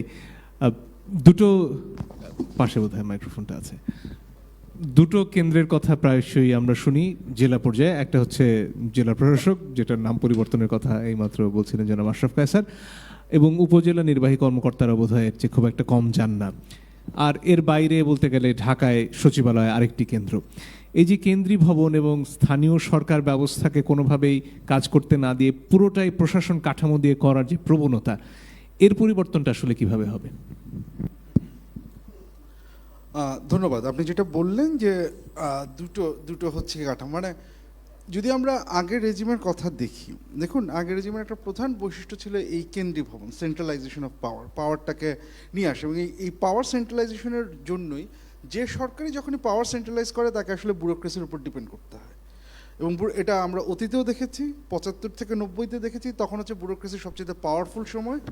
আমরা এই 8 থেকে 16 বছরেও আমরা দেখেছি ব্যুরোক্রেসির ওভার এম্পাওয়ার্ড হওয়ার সময়। কারণ আপনি রাজনীতি করছেন না, আপনি ভোট করছেন না, সো আপনাকে নির্ভর করতে হয় ব্যুরোক্রেসির উপরে, সো সেভাবে করছেন। এখন একটু যদি হচ্ছে কি ওই জায়গাটায় আসি, যে এটাকে আপনি যেটা বললেন যে এটাকে ভাঙার উপায়টা কি, আমি 3টা বা 4টা স্পষ্ট একটু উদাহরণ দিয়ে বলার চেষ্টা করি আমি। তাহলে প্রথমত যে কথাটা একটু আগে বলা হলো, ওই যে আমরা, এবং যে কথাটা আমি একটু প্রথমে বলার চেষ্টা করেছিলাম, যে আমাকে খুব ক্লিয়ার করতে হবে আমি আসলে কি চাচ্ছি। দেখুন, সংস্কার, আমরা যখন সংস্কার কথাটা বলি না, এটা খুব ডিফিকাল্ট একটা প্রসেস। এবং দেখবেন যে আমাদের কথাবার্তা না অনেক সময় খুব ভাষা থাকে, আমরা এটা চাই, আমরা এটা চাই, কিভাবে করব আমরা এইটা, এই বক্তব্যটা না সামহাও আমরা যাই না। এই কষ্টকর এই কি বলবো এক্সপেরিমেন্টটা আমাদের করতে হবে। আমি জাস্ট একটা জিনিস বলি, যেমন প্রথমত যে কথাটা এসেছে যে এই কেন্দ্রীয় ভবন ভাঙার একটা কথা যে জায়গাটা এসেছে, সেইটা হচ্ছে যে আমাদের যে বাকি ক্যাডারগুলো তাদের ক্ষমতায়নের ব্যাপার। বাংলাদেশে বর্তমানে 26টি ক্যাডার আছে, এর মধ্যে একটি ক্যাডার, অ্যাডমিনিস্ট্রেশন ক্যাডার হচ্ছে পাওয়ারফুল। এটা আমরা জানি কেন পাওয়ারফুল। একটু ইতিহাসে যদি যাই, বাংলাদেশে বর্তমানে প্রমোশনের ক্ষেত্রে একটা কোটা আছে, যে আপনি যখন ডেপুটি সেক্রেটারি হবেন তখন 75% পোস্ট আসবে হচ্ছে অ্যাডমিনিস্ট্রেশন ক্যাডার থেকে। আপনি তাহলে চিন্তা করুন ব্যাপারটা কি দাঁড়াচ্ছে। একটা ক্যাডার থেকে আসবে হচ্ছে 75%, বাকি 25টা ক্যাডার থেকে আসবে হচ্ছে 25%। এবং এরপরে আপনি যখন আরও সামনে আগাচ্ছেন, জয়েন্ট সেক্রেটারি, অ্যাডিশনাল সেক্রেটারি, সেটা কিন্তু এর মধ্য থেকেই হচ্ছে। তো তাহলে একটা ক্যাডার কেন হচ্ছে গিয়ে আপনার প্রাধান্য পাবেন? আপনি বাকিদের জন্য তো কোনো উপায়ই রাখেননি যে সেই ক্যাডারের লোকজন হচ্ছে গিয়ে আপনার প্রমোশন পেয়ে সামনে আসবে। তাহলে যে কথাটা বলছিলাম, আপনি ব্যক্তির পরিবর্তন করে আমরা কোনো সমাধান আসতে পারবো না। আমাকে ইনস্টিটিউশন, আমরা যেটা বলি রুলস অফ দ্য গেম যেটা বলি সেইটা, এবং সেটা আমরা কীভাবে করতে পারি? এই যে কোটার ব্যাপারটা আছে, এটাকে আমরা বাতিল করতে পারি, এটার সংখ্যা নিয়ে আমরা বাড়ানো কমানো করতে পারি। 1977 সালে পে অ্যান্ড সার্ভিসেস কমিশন বলে একটা কমিশন হয়েছিল, এবং একটা মজার তথ্য দিয়ে রাখি, এ পর্যন্ত বাংলাদেশে 16 থেকে 17টি অ্যাডমিনিস্ট্রেটিভ রিফর্ম কমিশন হয়েছে, যার একটিও বাস্তবায়িত হয়নি। সো আমরা বারবার এই রিফর্ম কমিশন করেই যাচ্ছি, আমরা কোনো স্পেসিফিক ইস্যুর সমাধানে আসতে পারছি না। 77 সালের পে অ্যান্ড সার্ভিসেস কমিশন একটা কথা বলেছিল, একটা সুপিরিয়র সিলেকশন বোর্ড হবে, যেখানে ডেপুটি সেক্রেটারি পর্যায়ে যখন কর্মকর্তারা যাবে, তখন সেটা সকল ক্যাডারের জন্য ওপেন হয়ে যাবে। সকল ক্যাডারের কর্মকর্তারা হচ্ছে পরীক্ষা দিবেন, তাদের মধ্যে যারা বেস্ট তাদেরকে হচ্ছে কি আমি সুপিরিয়র সিলেকশন বোর্ডে নিয়ে আসব। এটা চেষ্টা করা হয়েছিল, ওই একবারই চেষ্টা করা হয়েছিল, অ্যাডমিনিস্ট্রেশন ক্যাডারের প্রচণ্ড রেজিস্ট্যান্সের কারণে 1989 সালে ওটা বাতিল হয়। 2000 সালে আরেকটা রিফর্ম কমিশন হয়েছিল, পাবলিক অ্যাডমিনিস্ট্রেশন রিফর্ম কমিশন। এইটা এই একই জিনিসটা সিনিয়র ম্যানেজমেন্ট পুল বলে একটা জিনিস ইন্ট্রোডিউস করার কথা বলেছিল। দেখুন, আপনাকে আবার নতুন করে চিন্তা করতে হবে না। তাহলে আপনি যদি এই অন্য ক্যাডারকে যদি আপনি মানে নিয়ে আসতে চান, তাহলে আপনি ওই যে কোটারি সেটা নিয়ে চিন্তা করুন, এটা থেকে একটা সমাধান আসতে পারে। 2, আপনি আইদার ওই সিনিয়র ম্যানেজমেন্ট পুল বা সুপিরিয়র সিলেকশন বোর্ড যেটা আছে, সুপিরিয়র সিলেকশন পুল, ওইটা নিয়ে আসুন, যেখানে মেধার ভিত্তিতে সকল ক্যাডারের সমান সুযোগ থাকবে। পরীক্ষা দিয়ে যারা টিকবে তারা হচ্ছে কি ওই ক্যাডার সার্ভিসের মধ্যে আসবে, ডেপুটি সেক্রেটারি তাদের থেকে প্রমোশন পেয়ে পেয়ে সামনের দিকে যাবে, বা দরকার হলে মাঝখানে আপনি আরেকটা রাখুন। তাহলে আপনি একটা সমাধান করতে পারছেন। এইভাবে হচ্ছে কি আমাদেরকে একটু চিন্তা করতে হবে যে স্পেসিফিক্যালি আমরা কতখানি হচ্ছে কি করতে পারি, এবং এই কারণে ওই ইনস্টিটিউশনাল রুলসগুলোকে আমার চেঞ্জ করতে হবে। আরেকটা উদাহরণ দিই, এই যে জবাবদিহিতার কথা, আমরা বারবার অসংখ্যবার জবাবদিহিতার কথা বলছি। দেখুন, একটু আগে বুঝে নিই যে ব্যুরোক্রেসি জিনিসটা কি। পৃথিবীর সকল দেশের ব্যুরোক্রেসি কোনো ধরনের ইনোভেশন চায় না। ব্যুরোক্রেসির যে রুলস বা রেগুলেশন, একদম ওয়েবারিয়ান ব্যুরোক্রেসি যদি দেখি, সেই ব্যুরোক্রেসি হচ্ছে সার্ভাইভ করতে চায়, সে খালি টিকে থাকতে চায়। তার মধ্যে আপনি যেভাবে রুলস বাউন্ড একটা অর্গানাইজেশন তৈরি করেন, তার মধ্যে নিজে থেকে কোনো ধরনের ইনোভেট করার চেষ্টা বা প্রচেষ্টা থাকে না, যদি না আপনি নতুন কোনো কিছু ইনজেক্ট করেন। সেই নতুন কোনো কিছুটা কি হতে পারে? যেমন আমরা যদি কোনো কিছু ইনজেক্ট না করি, যেরকম আছে সেভাবে রাখি, তাহলে এই ব্যুরোক্রেসি কোনো ধরনের রিস্ক নিতে চাবে না, কারণ রিস্ক নিলে তাকে তার ফল ভোগ করতে হবে। সে শুধুমাত্র রুলসগুলোকে ফলো করার চেষ্টা করবে, সেই রুলস অনুযায়ী হচ্ছে গিয়ে কেউ সেবা পাবে বা পাবে না, কোনো একটা অজুহাত সে দেখাবে। এবং যে কথাটা একটু আগে বলা হলো যে এটার যেটা সুবিধা বা অসুবিধা যাই বলেন, আপনি এটার জন্য হচ্ছে গিয়ে তাকে জবাবদিহি করতে পারছেন না, কারণ আপনি যেই প্রসিডিওরে বা যেভাবে আগাচ্ছেন, তো সেইখানে হচ্ছে গিয়ে আপনার জবাবদিহিতাটা পারফরমেন্স বেসড না। মানে আপনি কীরকম পারফরমেন্স করছেন সিভিল সার্ভিসে, তার উপর আপনার প্রমোশন নির্ভর করে না, তার উপর আপনার ট্রান্সফার নির্ভর করে না, তার জন্য আপনাকে কোনো জবাবদিহিতাও করতে হয় না। একটা মজার ব্যাপার হচ্ছে, বাংলাদেশের সিভিল সার্ভিসে এখন একটা বার্ষিক কর্মসম্পাদন চুক্তি বলে একটা জিনিস আছে, অ্যানুয়াল পারফরমেন্স এগ্রিমেন্ট, যেখানে ক্যাবিনেট ডিভিশনের সাথে প্রত্যেকটা মন্ত্রণালয়ের অধীনের প্রত্যেকটা বিভাগ, এটা একদম ইউএনও পর্যন্ত যায়, উপজেলা অফিস পর্যন্ত যায়, একটা চুক্তি হয় যে এই বছর ইউএনও অফিস এই কাজগুলো করবে, 100 নাম্বারের একটা লিস্ট, এবং সেটার বেসিসে হচ্ছে গিয়ে তাকে নাম্বারিং করা হয়। মজার ব্যাপার হচ্ছে, আপনি যদি ওই লিস্টটা দেখেন, যেমন আপনি যদি ministry of women and children অ্যাফেয়ার্সের কর্মসম্পাদন চুক্তি দেখেন, লেখা আছে এই বছর আমার যেমন 2 নাম্বার তারা পাবেন যদি এই বছর তারা 80টা উঠান বৈঠক করতে পারে। আচ্ছা, করলাম, তা 80টা উঠান বৈঠক, এটা তো একটা প্রসেস, এটা একটা ইনপুট। 80টা উঠান বৈঠক যদি আমি করতে পারি, তাতে বড়জোর টাকা পয়সার আনাগোনা হয়, কিন্তু এই 80টা উঠান বৈঠক করে আমি কি জনগণের সচেতনতা বাড়াতে পেরেছি? এই 80টা উঠান বৈঠকের ফলে কি পারফরমেন্সে কোনো চেঞ্জ হয়েছে? এরকম কোনো কিছু কি আমি বলতে পারছি? আমার অ্যাকাউন্টেবিলিটিতে সেটা নাই। আমার অ্যাকাউন্টেবিলিটি হচ্ছে আমি এটা করতে পারছি কিনা। আমার অ্যাকাউন্টেবিলিটি হচ্ছে আমি এই বছর একটা নতুন আইন বানালাম। এখন এই আইন বানানোর ফলে আমার মন্ত্রণালয়ের যে কাজ, সেই কাজে কি কোনো গুণগত পরিবর্তন আসলো কিনা, এই ধরনের কোনো অ্যাকাউন্টেবিলিটি বা জবাবদিহিতা আমরা তৈরি করতে পারিনি। আরেকটা মজার ব্যাপার হচ্ছে, আপনি একদিকে আপনার মন্ত্রণালয়ের কাজকর্মে চলে গেছেন হচ্ছে পারফরমেন্স বেসড, আপনি একটা কর্মসম্পাদন চুক্তি করছেন, অন্যদিকে ইন্ডিভিজুয়াল লেভেলে আপনার এখনও অ্যানুয়াল কনফিডেন্সিয়াল রিপোর্ট, যেখানে আপনার দক্ষতা মাপা হচ্ছে, আপনার বস আপনার দক্ষতা মাপছেন কিছু উদ্ভট ক্রাইটেরিয়ার উপরে বেস করে, যার সাথে আপনার পারফরমেন্সের কোনো সম্পর্ক নেই। তাহলে এই যে পারফরমেন্স ওরিয়েন্টেড জবাবদিহিতা যদি আমি তৈরি না করি, তাহলে আমার ইনসেন্টিভটা কোথায়? আমার চেঞ্জ হওয়ার, পরিবর্তন হওয়ার, মানুষকে ভালোভাবে সেবা দেওয়ার কোনো ধরনের ইনসেন্টিভ কি আছে? ব্যুরোক্রেসি কেন? আমরা এখানে যারা আছি রাজনীতিবিদ, সবাই রেশনাল অ্যাক্টর। আমার স্বার্থে যদি আঘাত না লাগে আমি কেন কাজ করব? এই যে আমরা পলিটিক্যাল অ্যাক্টরদের উপরে বলছি যে তাদের আমরা বিশ্বাস করতে পারছি না, এই যে আমরা এখানে বলছি আমাদের আইনি সংস্কার করতে হবে, আমাদের বিচার বিভাগের স্বাধীনতা, এগুলো বলছি, একটা রাজনৈতিক দল যখন ক্ষমতায় যাবে তার কি রেশনাল আছে তার এই চেঞ্জ আনার? যদি ওই আগের সিস্টেমে তার যদি আবার ক্ষমতায় থাকা যায়, আগের সিস্টেম যদি তার কাজে লাগে, তার তো কোনো ধরনের ইনসেন্টিভ নেই। তাহলে আমাকে কোনো একটা ইনসেন্টিভ এখানে ইন্ট্রোডিউস করতে হবে, কোনো একটা ইনস্টিটিউশনাল চেঞ্জ করতে হবে।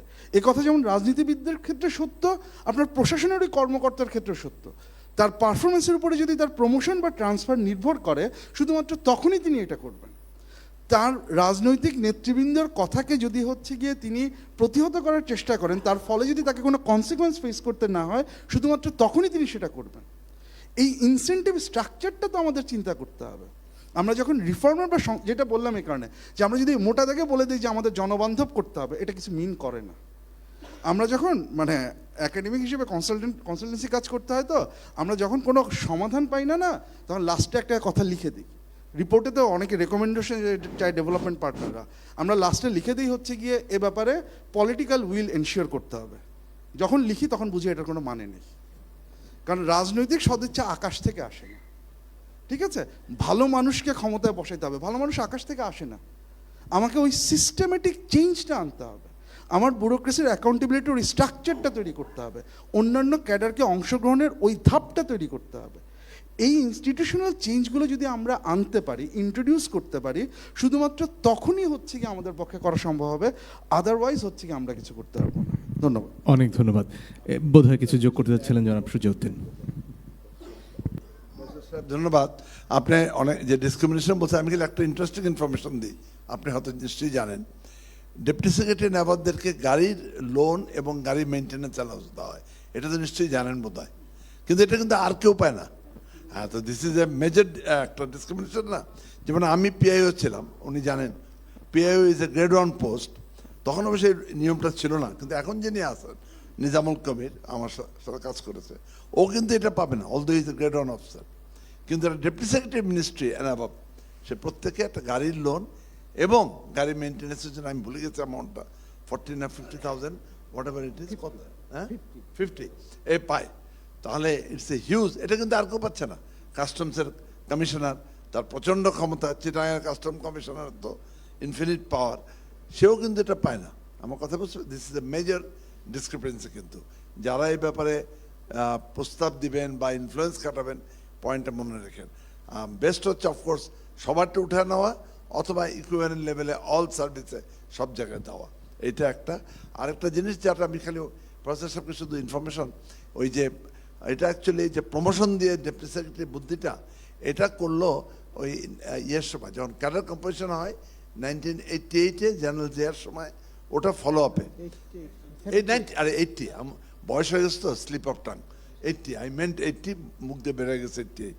তো তখন এটা এরশাদ সাহেব যখন ক্ষমতা আসলেন, এটার উপরে একটা বিশেষ, বাকি সবাই ব্যুরোক্রেসি কিন্তু আমরা সবাই খুব খুশি ছিলাম, পরীক্ষা দেবো ভালো কথা, একটা বিশেষ ব্যাচ একেবারে জান দিয়ে আপত্তি করলো। তারা হয়তো, আমি বলবো না কোন ব্যাচ, তাদের হয়তো সন্দেহ হলো যে তারা বাদ পড়ে যেতে পারেন পড়াশোনায়। তো তখন মাহবুবুর সাহেব একটা ফর্মুলা বাইর করলেন, এবার 1 টাইম প্রমোশন হবে, এরপর পরীক্ষা হবে। অফকোর্স পরীক্ষা টরীক্ষা কিছু হয়নি, 1 টাইম 84-এ ডিএস জয়েন্ট সেট অনেকে হইলো গেল। এরপর আসলো এরশাদ সাহেবের ফল, আসলো 91। এখন আবার এটা নিয়ে উঠলো পরীক্ষা দেওয়া, তখন আবার ঝামেলায় পড়লো অনেক সিনিয়র সিভিল সার্ভিস অফিসার, তারা এর প্রতি আইডিয়াটা ছিল যে প্রতি প্রমোশনে পরীক্ষা হবে, আমি ডিএস হব, পরীক্ষা দেওয়া, বিভিন্ন কাটার থেকে জয়েন্ট সেক্রেটারি হব, সবই। তখন এরা দেখলে আবার কি বিশেষ পরীক্ষা দিকে দেবো এই বয়সে, বলে আবার 1 টাইম। সো 92-তে 1 টাইম হলো যে laterally joint secretary, additional secretary ঢোকা দেবে, এরপর আর এটা হবে না। এরপর আর হয় নাই, তখন এক ধাক্কায় বেশ কিছু ঢুকে গেল বিভিন্ন জায়গা থেকে। এরপর থেকে উনি যেটা বলেছেন ভেরি কারেক্টলি, ডিএসের জন্য কোটা হচ্ছে 75-25, অ্যাডমিন কাটার 75%, অল কাটার 25%, উপরে কিন্তু আরেকটু কম। সচিবের বেলা এটা 80-20। এখন কি, এখন কি আছে, কিন্তু বাস্তব হচ্ছে, বাস্তবে 80-20ও নাই, আরো কম। Thank you. অনেক ধন্যবাদ। সামনে থেকে একজন অনেকক্ষণ ধরে প্রশ্ন করতে চেয়েছেন। আমি আসলে আমলাতান্ত্রিক অসুস্থতা নিয়ে কথা বলবো শিক্ষা খাতে।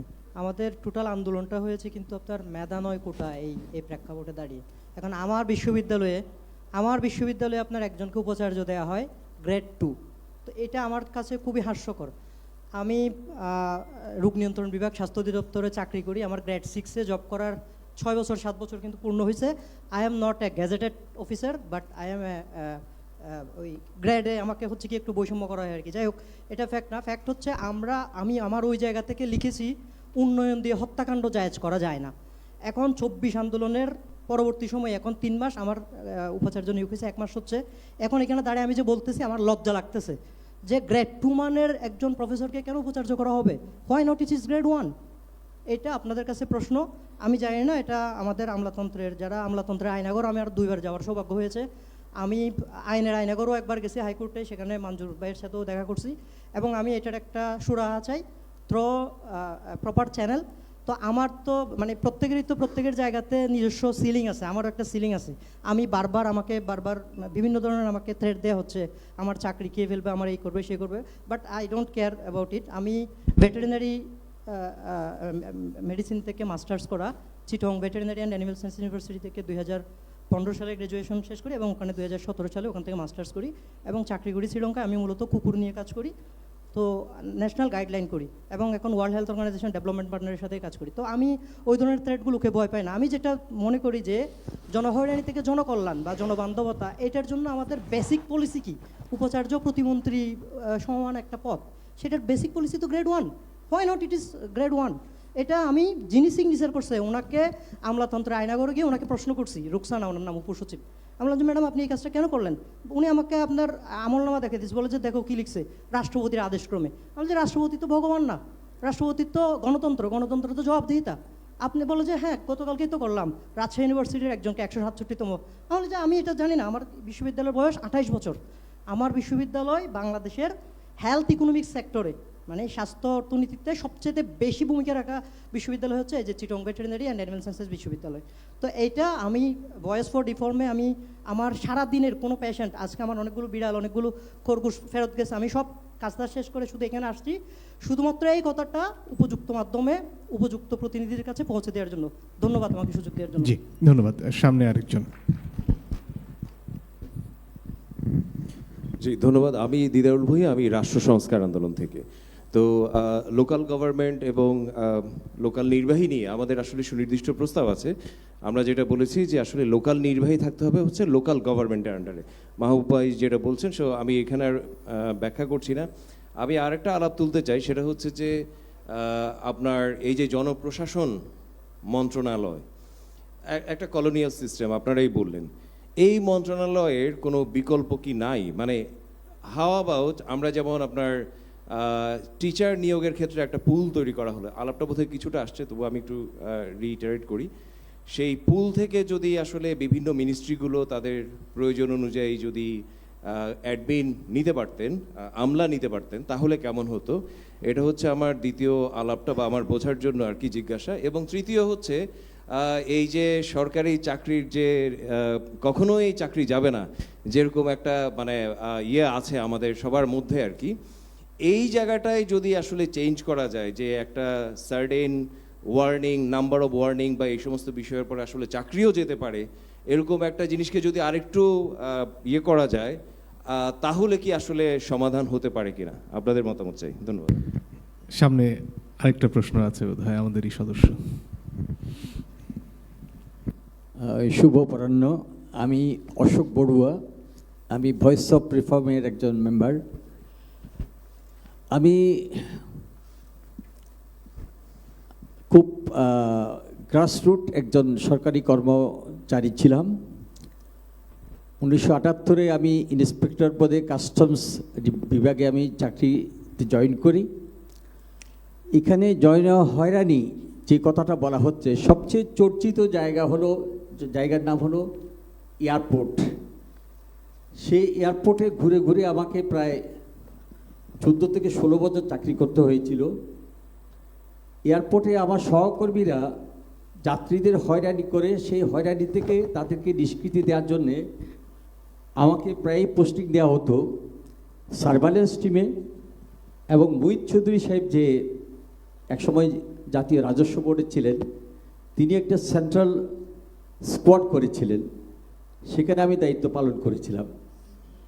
তো দায়িত্ব পালন করতে গিয়ে আমি ছাগলকাণ্ডের একজন কর্মকর্তা, আপনারা জানেন সেই ধরনের কর্মকর্তার সাথেও আমাকে কাজ করতে হয়েছে, কিন্তু সেখান থেকে আমাকে পালাতে হয়েছিল। তো মঞ্জুর মান্নানের মতো একজন সৎ কর্মকর্তার সাথে আমি কাজ করে এয়ারপোর্টে আমার যে অভিজ্ঞতা হয়েছিল, অনেকে বলেন যে রাজনৈতিক প্রভাব কাজ করে। আমি একজন মাননীয় এমপি মহোদয় তার বন্ধুকে নিয়ে ভিআইপি দিয়ে চলে যাচ্ছিলেন। আমার সন্দেহ হলো তাকে আমি আটকালাম। সেখান থেকে লক্ষাধিক টাকার আমি ট্যাক্স ইভেশন হচ্ছিল, আমি সেটা আটক করলাম। তিনি আমাকে হুমকি দিয়ে গেলেন যে উইদিন শর্ট টাইমের মধ্যে আমাকে এয়ারপোর্ট থেকে বদলি করে দেওয়া হবে। তখন তিনি অবশ্য বিরোধী দলের এমপি ছিলেন। তিনি অনেক তদবির করেছিলেন আমাকে সেখান থেকে সরানোর জন্যে। তো 3 মাস পরে তিনি সরকার পরিবর্তন হলো, তিনি তখন সরকারি এমপি। তিনি আমাকে দেখে বললেন যে এই ব্যাটার বদলি হয়নি। আমি তো চেয়ারম্যানকে বলে দিয়েছিলাম। এর 1 মাস পরে আমি এয়ারপোর্টের সবচেয়ে বড় চালানটি আমি ধরেছিলাম। 10.5 কোটি টাকা যখন বিদেশে পাচার হয়ে যাচ্ছিল, আমি সেটা আটকিয়েছিলাম। সেই এমপি সাহেব বিএপিতে দেখে আমাকে হাত এভাবে ইশারা করে ডাকলেন। আমি ভয়ে ভয়ে তার কাছে গেলাম। গিয়ে যখন কাছে গেলাম, তিনি বুকি টেনে ধরে আমাকে বললেন, তোমার মতো একজন কর্মকর্তা আমার দেশের দরকার আছে। তো আমি মনে করি যে আসলে কমিটমেন্ট হলো বড় কথা, দেশপ্রেম হলো বড় কথা। তবে স্যার বলছিলেন যে ইনসেন্টিভ দিতে হবে। ইনসেন্টিভ না হলে আসলে অফিসাররা কাজের মধ্যে উৎসাহ পান না। কিন্তু ইনসেন্টিভ প্রথাটা আস্তে আস্তে উঠে যাচ্ছে। আর আমি আশরাফ ভাইয়ের সাথে আমি সহমত পোষণ করে সবিনয়ে বলতে চাই, এই যে জনপ্রশাসন, এই প্রশাসন শব্দটির ব্যাপারে আমার আপত্তি আছে। জনপ্রশাসন না বলে কি আমরা জনসেবা বলতে পারি না? আমার মনে হয় যে প্রশাসনের পরিবর্তে জনসেবা এই বাক্যটি, এই শব্দটি আমরা যদি বলি, আমাদের মানসিকতা, এই যে ব্রিটিশ যে মন মানসিকতা, সেটার পরিবর্তন হবে। তো আশা করি আমার ছোট অভিজ্ঞতা আমি বর্ণনা করলাম। আমার মনে হয় যে আমরা দেশকে ভালোবাসবো, দেশপ্রেম নিয়ে আমরা এগিয়ে যাব, দেশ এগিয়ে যাবে, আমরা এগিয়ে যাব সবাই একসাথে। ধন্যবাদ। অনেক ধন্যবাদ। আবারও ফিরবো দর্শকদের কাছে, তবে তার আগে জনাব গোলাম মুর্তজা আপনার কাছে আসতে চাই। এই যে এমন অনেক কর্মকর্তা আছেন যারা নিজেদের মতো করে সৎভাবে দক্ষতার সাথে নিজেদের কাজটা করতে চান। এক হচ্ছে ইনসেন্টিভ, মানে তিনি ভালো কাজটা করলে আসলে তাকে কিভাবে উৎসাহ দেওয়া হয় সেটার সুযোগ। আর আরেকটা হচ্ছে কি, গোটা ব্যবস্থার মধ্যে যেখানে দুর্নীতি প্রবল, সেখানে এরকম অল্প সংখ্যক মানুষ যারা বিচ্ছিন্ন, তারা আসলে কোনো পরিবর্তন আদৌ আনতে পারেন কিনা। এটা খুব গুরুত্বপূর্ণ যে এই সিস্টেমের মধ্যে, এরকম একটি করাপ্ট সিস্টেমের মধ্যে থেকে একজন, দুইজন বা কয়েকজন মানুষ, কর্মকর্তা, যখন একটি ভালো কাজ, যখন তিনি ঝুঁকি নিয়ে নিজের বিপদ 2 রকমের, একটা জীবন বিপদাপন্ন হতে পারে, আর একটা তার ক্যারিয়ার বিপদের মুখে পড়তে পারে। তো এরকম একটা জায়গাতে দাঁড়িয়ে তিনি যখন একটা ভূমিকা রাখেন স্রোতের বিপরীতে দাঁড়িয়ে, সেটাকে ইগনোর করার কোনো সুযোগ নেই। সেটি খুব গুরুত্বপূর্ণ। সেটার জন্য ইনসেন্টিভ তো বটেই, আরও অনেক কিছু করা যায় বা করা দরকার। কিন্তু প্রশ্ন যে জায়গাটাতে, সেটি হচ্ছে পুরো সিস্টেমে এর কোনো প্রভাব পড়ে কিনা। পুরো সিস্টেমে এর কোনো প্রভাব যদি না পড়ে, অথবা সিস্টেমে প্রভাব যদি সামান্য পরিমাণ পড়ে, তাহলে কিন্তু ওইটার দিয়ে মানে খুব বেশি কোনো মানে উপকার বা জনকল্যাণ যেটা বলি, সেটার খুব বেশি কিছু যায় আসে না। তার মানেটা হচ্ছে যে যদি মানুষের উপকারের জায়গাতে আসি, যদি মানুষের জীবনকে মানে কল্যাণকর করতে চাই, যদি জনসেবা দিতে চাই, মানুষের জন্য যদি কাজ করতে চাই, তাহলে একটা সিস্টেমেটিক পরিবর্তন দরকার। সেই সিস্টেমেটিক পরিবর্তনটা যদি করা যেত, যেটা নিয়ে কথা হচ্ছে রিফর্ম বা সংস্কার, তো সেই জায়গাটা থেকে আমরা বহু দূরে অবস্থান করছি। এবং একজন দুইজন মানুষের ব্যক্তিগত সততা, ব্যক্তিগত সাহস এগুলো গুরুত্বহীন নয়, তবে সামগ্রিকভাবে সেটা আবার খুব বেশি গুরুত্বপূর্ণ নয় বলবো না শব্দটা, মানে খুব বেশি বড় কোনো ভূমিকাও রাখে না। তো সংস্কারের কথা যেটা বলছিলাম, অনেক রকমের আলোচনা হলো, রিপিটেশন না করি। সেটা যে ধরেন যেই মুহূর্তে আমরা 5 আগস্টের পরের থেকে যে সংস্কারগুলোর কথা বলছি, রিফর্মের কথা বলছি, 5 আগস্টের পরের থেকে এই যে এরকম আলোচনা অনেক বেড়েছে, যেটা 5 আগস্টের আগে ছিল না। মানুষ আসছে, কথা শুনছে, নিজের মতামত দিচ্ছে, প্রশ্ন করছে, এটা খুবই ভালো একটা ব্যাপার। তো এই সমস্ত সব কিছুর পরিপ্রেক্ষিতে দেখেন এই মুহূর্তে আমরা যখন কথা বলছি তখন সরকারি পর্যায় থেকে একটা রিফর্মের উদ্যোগ নেওয়া হয়েছে, অনেকগুলো সংস্কার কমিশন করা হয়েছে। এখন এই সংস্কার কমিশনের মধ্যে একটু আগে একজন কাঁচামরিচের দামের কথা বললেন, আইন শৃঙ্খলা বা মানুষের নিরাপত্তার কথাও কেউ একজন বলেছেন, বা না হলেও এইটা খুব গুরুত্বপূর্ণ আলোচনা। তো সেই জায়গাটাতে একটা পুলিশ রিফর্ম কমিশন হয়েছে, পুলিশকে সংস্কার করতে হবে। এখন আমার কাছে যেটা মনে হচ্ছে যে পুলিশকে যখন আমরা সংস্কারের কথা বলছি, আমি একটা জায়গাতে যদি থাকি, আমাদের কার্যক্রম দেখে মনে হচ্ছে যে পৃথিবীতে কোথাও কোনো জায়গাতে পুলিশে কোনো সংস্কার হয় নাই, এরকম একটা জায়গাতে দাঁড়িয়ে আমরা আমাদের কমিশনটাকে সাজিয়েছি। এটা কেন বলছি এই কারণে যে পুলিশ সংস্কার করার জন্যে আশরাফ ভাই যেটা বলছিলেন, কয়েকজন আমলার বা কয়েকজন সচিবকে বেছে নেওয়া হয়েছে। যে সচিবেরা দায়িত্ব যখন পালন করেছেন তখন তারা কোনোদিন চান নাই যে পুলিশের সংস্কার হোক, তখন তারা তাদের কাজের মধ্য দিয়ে কখনোই চাননি যে পুলিশ স্বাধীনভাবে কাজ করুক। এখন তারা দায়িত্ব পালন করেছেন, দায়িত্ব পালন করে চলে গেছেন। ওই যে পরিচয়ে তিনি সচিব ছিলেন, সেই পরিচয়ে তাকে এনে পুলিশ রিফর্ম কমিশনের প্রধান করা হয়েছে। তার সঙ্গে আবার আরও কয়েকজন আছেন। অফিসটা আবার স্বরাষ্ট্র মন্ত্রণালয়ের ভেতরে, স্বরাষ্ট্র সচিব, স্বরাষ্ট্র উপদেষ্টা যাই থাকুক না কেন, তাদের ছত্রছায়ার ভেতরে থেকে পুলিশ সংস্কারের জন্য তারা কাজ করছেন বলে আমরা শুনছি। কী কাজ করছেন এখনো জানি না। খুব স্বাভাবিকভাবেই স্বরাষ্ট্র মন্ত্রণালয়ের ভেতরে থেকে যখন পুলিশের যাবতীয় সংস্কারের কার্যক্রম নেওয়া হচ্ছে, স্বরাষ্ট্র উপদেষ্টা, স্বরাষ্ট্র সচিব বা সহ সবার ভেতরে থেকে, স্বাভাবিকভাবেই ওই সংস্কার কিন্তু পুলিশ কিন্তু ওই স্বরাষ্ট্রমন্ত্রীর থেকে বের হতে পারবে না, পুলিশ কিন্তু স্বরাষ্ট্র সচিবের থেকে বের হতে পারবে না। পৃথিবীর বহু দেশ আছে, যে সমস্ত দেশ পুলিশকে সংস্কার করেছে সেখানে একটা ইন্ডিপেন্ডেন্ট বডি তৈরি করেছে, সেই বডির কাছে পুলিশের জবাবদিহিতা থাকে। যদি দেখেন বাংলাদেশের মতো দেশে একদিনে একটা কিছু করা হবে এবং একবারে সব কিছু পরিবর্তন হয়ে যাবে, আমি যখন কথা বলছি কোনোভাবেই আমি সেটা মনে করছি না, কোনোভাবেই আমরা সেটা মনে করছি না। কিন্তু একটা স্ট্রাকচারাল পরিবর্তন যদি চাই, তাহলে যদি পুলিশের কথাই যদি শুধু বলি, তাহলে পুলিশের যে সমস্ত দেশে একটা ইন্ডিপেন্ডেন্ট বডি করা হয়েছে তারা কীভাবে করেছে। এর অর্থ এই নয় যে এখন দেখতে আমাকে ইংল্যান্ড চলে যেতে হবে, এর অর্থ এই নয় যে দেখতে আমাকে ইউএসএতে চলে যেতে হবে বা ইউরোপের কোনো দেশে চলে যেতে হবে। ওইটা এখানে বসেও দেখা সম্ভব, জানা সম্ভব, বোঝা সম্ভব, তাদেরকে নিয়ে আসা সম্ভব। যদি আমি এতই মনে করি যে পৃথিবীর অমুক দেশ এটা করেছে, তারা কিভাবে করেছে, শ্রীলঙ্কা যদি করে থাকে তাহলে শ্রীলঙ্কা কিভাবে করেছে, কারণ শ্রীলঙ্কার এক্সপার্টকে আমি নিয়ে আসতে পারি। আমি জাস্ট তর্কের জন্য বলছি। তো এটা বলছি এই কারণে যে যদি পুলিশের একটা ইন্ডিপেন্ডেন্ট বডি করা যায় এবং সেই বডির কাছে যদি পুলিশ জবাবদিহি থাকে এবং সেই বডিটা যদি শক্তিশালী হয়, তাহলে পুলিশের ভেতরে যে চেইন অফ কমান্ড, পুলিশের ভেতরে যে কারাপশন আস্তে আস্তে কিছুটা কমানো সম্ভব। এইভাবে একই রকমভাবে আমরা যদি কয়েকটা সেক্টর ধরে ধরে যদি সংস্কারের জায়গাতে যেতে চাই, আইন পরিবর্তন হবে, মানুষের পরিবর্তন হবে, জবাবদিহিতার ধরন তৈরি হবে, এই কাজগুলো যদি করতে চাই তাহলে কিছু কিছু সুফল পাবো। রাজনীতিবিদরা তো তাদের হুট করে চরিত্র পরিবর্তন করবেন না। আমরা নিশ্চিত করেই জানি একটা নির্বাচন হবে এবং নির্বাচনের পরে যে রাজনৈতিক দলটি ক্ষমতায় আসবে তারা এসে বলবে না যে আমরা শুল্কমুক্ত গাড়িটি আমদানি করব না।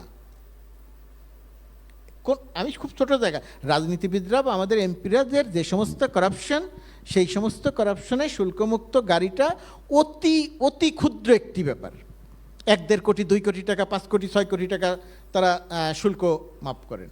ওই 5-7 কোটি টাকা তাদের 5 দিনের আয় 2 দিনের আয় যে সমস্ত কাজ তারা করেন, তো এটা খুব ছোট একটা ব্যাপার, কিন্তু সেটাও তারা করবেন না। আমি জাস্ট ওইটা বোঝানোর জন্য শুল্কমুক্ত গাড়ির কথাটা বলছি। তার মানে হচ্ছে তারা কোনো কিছুই করবেন না। তো কোনো কিছুই যদি না করেন এবং বর্তমান সময়ের সরকার সব করে যাবেন, সেটাও আমি মনে করছি না। তাহলে কি মনে করছি যে একটা পথ দেখিয়ে যেতে পারেন তারা। আমরা যাতে কথা বলতে গেলে কথাগুলো যেন বলতে পারি যে হ্যাঁ এই সরকার এই কাজ করে যেতে বলেছিল, পুলিশের জন্য এরকম একটা ইন্ডিপেন্ডেন্ট বডি তৈরি করে কথা বলেছিল, এরকম একটা ইন্ডিপেন্ডেন্ট বডি তারা তৈরি করে গিয়েছিল। অ্যান্ড পরবর্তী নির্বাচিত সরকার এসে যদি সেই ইন্ডিপেন্ডেন্ট বডিকে ডেমলিশ করে দেয়, দিয়ে যদি আবার স্বরাষ্ট্র মন্ত্রণালয়, স্বরাষ্ট্রমন্ত্রী রাজনীতির কাছে যদি পুলিশকে নিয়ে আসে, কিছুই হবে না, কিন্তু আমরা তখন কথা বলতে পারবো। কথাটা একটা চাপ, যদি নির্বাচনী সিস্টেমটা মোটামুটিভাবে ঠিক হয় তাহলে সেই কথাটা একটা চাপ, সেই চাপের জায়গাটা যেন এই সরকার করে দিয়ে যায়, আমাদেরকে যেন কথা বলার সুযোগটা তৈরি করে দিয়ে যায়, ওই স্পেসটা যেন দিয়ে যায়। আমার কাছে সাধারণভাবে প্রত্যাশা এতটুকুই। এটা যদি ধাপে ধাপে বিভিন্ন জায়গাতে করে দিয়ে যায়, তাহলে আমার ধারণা যে আগামী দিনের বাংলাদেশে আশাবাদের একটা জায়গা তৈরি হতে পারে। ধন্যবাদ। অনেক ধন্যবাদ। আমরা আমাদের সময়ের শেষে চলে এসেছি, 5টা পর্যন্ত হবার কথা। আপনাদের অনুমতি নিয়ে কি 15 মিনিট আমরা বাড়াতে পারি, আপনাদের যদি খুব তাড়া না থাকে? অনেক ধন্যবাদ। দর্শকদের থেকে অনেক প্রশ্ন আছে। ফাহিম মাসুর বোধহয় বেশ আগে থেকে একটা প্রশ্ন করতে চাচ্ছেন। ধন্যবাদ। আসলে অনেক গুরুগম্ভীর আলোচনা হচ্ছে। আমি জাস্ট একটু লাইট করার জন্য একটা নিউজ আপনারা হয়তো 2-3 দিনের মধ্যে দেখেছেন যে Elon Musk will lead new department of government efficiency in Trump administration. আমার কাছে নিউজটা খুব গুরুত্বপূর্ণ মনে হয় যে ওয়ার্ল্ডের সবচেয়ে স্ট্রং কান্ট্রি, যাদের অ্যাডমিনিস্ট্রেশন হয়তো ওয়ান অফ দ্য স্ট্রংগেস্ট, তাদের অ্যাডমিনিস্ট্রেশনকে লিড করবে, এফিসিয়েন্সি লিড করবে একজন প্রাইভেট সেক্টর অত্যন্ত বড়, সবচেয়ে ওয়ার্ল্ডের one of the largest capitalist. ব্যাপারটা অনেকভাবে দেখতে পারি আমরা, কিন্তু আমি এটার মধ্যে একটা পজিটিভ জিনিস দেখি যে অ্যাটলিস্ট এক ধরনের পলিটিক্যাল কনসেনসাস তৈরি হয়েছে, এক ধরনের সচেতনতা তৈরি হয়েছে ইভেন আমেরিকার মধ্যে, ক্যাপিটালিস্ট কান্ট্রির মধ্যে হলো, যে যারা হয়তো different spectrum of political narrative আছে, যে অ্যাটলিস্ট সিটিজেনদের থেকে হোক বা ব্যবসায়ীদের থেকে হোক তাদের একটা সে থাকতে পারে। চিন্তা করেন বাংলাদেশে যদি কোনো কমিশন করা হতো, অ্যাডমিনিস্ট্রেটিভ রিফর্ম কমিশন, ওইখানে যদি প্রাইভেট সেক্টরের কাউকে কমিশন হেড করা হতো, কি পরিমাণ রিয়াকশন আমরা করতাম আমি এটা চিন্তা করতে পারি না। আসলে এটা এই জন্য বলছি যে আমরা বোধহয় আজকে আলোচনার মধ্যে অনেকক্ষণ ধরে বলছি যে অ্যাডমিন ক্যাডারের লোক কতটুক পাওয়ারফুল হবে, নন অ্যাডমিন ক্যাডারের লোক। আমরা কিন্তু মনে হয় সরকারের নিজেদের মধ্যে থেকেই কে কতটুক কন্ট্রোল করবে সেই ব্যাপারে বেশি চিন্তিত, রেদার দেন সিটিজেনরা আসলে কতটুক এই ইকুয়েশনের মধ্যে পার্টিসিপেট করবে। তো সেই জায়গাটাতে আমার কাছে মনে হয় যে আনফর্চুনেটলি আমাদের সিটিজেনদের রিপ্রেজেন্টেশন, এই পার্টিকুলারলি জনকল্যাণ বলি বা জনসেবা বলে যেটা অশোকদা বললেন, দেখেন বাংলাদেশে 13 লক্ষর মতো সরকারি কর্মকর্তা আছে। কখনো আমরা এই আলোচনাটা করি না যে আমাদের সরকার কি আসলে বড় সরকার নাকি ছোট সরকার নাকি রাইট সরকার, এই জিনিসটাও কিন্তু আমরা চিন্তা করি না। অফকোর্স আমরা মনে করি আরও সরকারের, আজকে সকালবেলা কর্মসংস্থান নিয়ে আলোচনা ছিল যে আমাদের কিছু কিছু জায়গায় আরও প্রচুর লোক দরকার, অনেক নার্স দরকার, অনেক ডক্টর দরকার, অনেক শিক্ষক দরকার, কিন্তু আমাদের কি আসলে এত বড় অ্যাডমিনিস্ট্রেশন দরকার কি না, সেই আলোচনাটা বোধহয়, আমি বলছি না যে দরকার নাই, কিন্তু সেই আলোচনাটাও বোধহয় আমরা কখনো করি না। এইসব আনকমফোর্টেবল আলোচনাগুলি থেকে আমরা সবসময় দূরে থাকি। তো আমার কাছে মনে হয় সেই আলোচনাটা করার সময় এসেছে, কারণ at the end of the day যত বেশি বড় সরকার হবে, বা আমরা তো লোক ভাবছি যে এই লোকটার জায়গায় অন্য একটা লোক, কিন্তু এই পজিশনগুলি থাকলে তারা তো কিছু না কিছু কাজ করতেই হবে, জনগণের কিছু ফ্লো অফ সার্ভিস বলি বা ফ্লো অফ মুভমেন্ট তাকে আটকাতেই হবে, কারণ তাকে তো সে তো সিটে বসে থাকবে না, তাকে এই সিটটাকে হালাল করার জন্য, লেজিটিমাইজ করার জন্য কিছু কিছু ফিকশন, কিছু কিছু বাধা তো সিটিজেনদেরকে তৈরি করতেই হবে তার অস্তিত্ব বজায় রাখার জন্য। তো এবং এটা করতে গেলে তাকে আবার আমাদের ট্যাক্স কালেকশনও বাড়াতে হবে, so that state has to feed them. তো এই একটা দুষ্ট চক্রের মধ্যে আমরা পড়ে যাচ্ছি কিনা, যে আমাদের we having a bigger government, যে বিগার গভর্নমেন্টকে আমাকে আবার ট্যাক্স সাপোর্ট দিতে হচ্ছে এবং এগুলি করতে গিয়ে তার বিভিন্ন জায়গায় ফিজ আরোপ করা হচ্ছে। তো এই আলোচনাগুলো আমার মনে হয় কোনো না কোনো পর্যায়ে আসা হচ্ছে। আমি বলছি না যে আমাদের গভর্নমেন্ট ছোট করে ফেলতে হবে, বাট আলোচনাটা মনে হয় আসা দরকার। আমি একটু বলেই শেষ করি, ধন্যবাদ। অনেক ধন্যবাদ। আর একটা বা দুটো বোধহয় প্রশ্ন আমরা নিতে পারি। জি, অনেকক্ষণ ধরে দ্বিতীয় সারিতে। জি, আসসালামু আলাইকুম, আমি মাহবুবুর রহমান। ধন্যবাদ বয়েস ফর রিফর্ম অত্যন্ত সুন্দর এবং চমৎকার আলোচনার জন্য। আমাদের যারা প্যানেল ডিসকাশনে যারা আছেন এবং এখানে হচ্ছে অডিয়েন্স যারা আছেন, অত্যন্ত চমৎকার আলোচনা চলছিল। আমি হচ্ছে কিছু বিষয় হচ্ছে আমাদের যেহেতু আমাদের যে গভর্নমেন্ট বর্তমানে ইন্টারিম গভর্নমেন্ট, আমাদের জুলাই বিপ্লবের পর থেকে আমরা সবসময় প্রথম থেকে আমরা সংস্কার নিয়ে কথা বলছি এবং অনেকগুলো হচ্ছে জাতীয় সংস্কার কমিশন হয়েছে। তো আমাদের হচ্ছে যে আমরা তো সংস্কার নিয়ে অনেক আলোচনা করছি, কিন্তু আমাদের আসলে সংস্কারের যে বিষয়গুলো সেটা প্রায়োরিটি লিস্ট আসলে ঠিক করা উচিত। আমার মনে হচ্ছে যে আমরা প্রথমে হচ্ছে কোন বিষয়গুলো সংস্কার করব। আমাদের হচ্ছে ল এনফোর্সমেন্ট যেগুলো আছে, আইন শৃঙ্খলা অনেক সমস্যা হচ্ছে, আইন শৃঙ্খলাটা খুবই খারাপ অবস্থা। আর হচ্ছে ট্রাফিক সিস্টেম রাস্তায় আমাদের অনেক ভোগান্তি হচ্ছে বর্তমানে। রাস্তায় যে সমস্যাগুলো আছে, আমাদের মৌলিক অধিকার ফান্ডামেন্টাল রাইটস যেগুলো আছে সেগুলো নিয়ে আমাদের কাজ করা উচিত। আজকে যারা আজকে এই রাষ্ট্রে যারা যে নাগরিক যারা হচ্ছে সিটিজেনশিপ রয়েছে, রাষ্ট্রের একজন মেম্বার, যারা কিনা হচ্ছে রাস্তায় যারা আজকে অবস্থান করে, যারা হচ্ছে গৃহহীন আছে, যারা রাস্তায় বিনা চিকিৎসা হচ্ছে, যারা আজকে কাতরাচ্ছে, রাস্তায় যারা পড়ে আছে, আমাদের রাষ্ট্র কিন্তু কখনো হচ্ছে এদের দিকে তাকাচ্ছে না। অথচ তারা কিন্তু আমাদের এই রাষ্ট্রের হচ্ছে এক একজন যারা মেম্বার নাগরিক, প্রত্যেকটাই রাষ্ট্রের স্থাপনা। এমনকি এই রাষ্ট্রের যে হচ্ছে আমরা মেট্রো রেল বলি, আমরা হচ্ছে পদ্মা সেতু আমরা যাই বলি, এগুলোতে কিন্তু তারাও হচ্ছে এক একজন হচ্ছে তারা অংশীদার। আমি বলবো যে তারা অংশীদার। সুতরাং তাদের তো আজকে রাস্তায় পড়ে থাকার কথা না।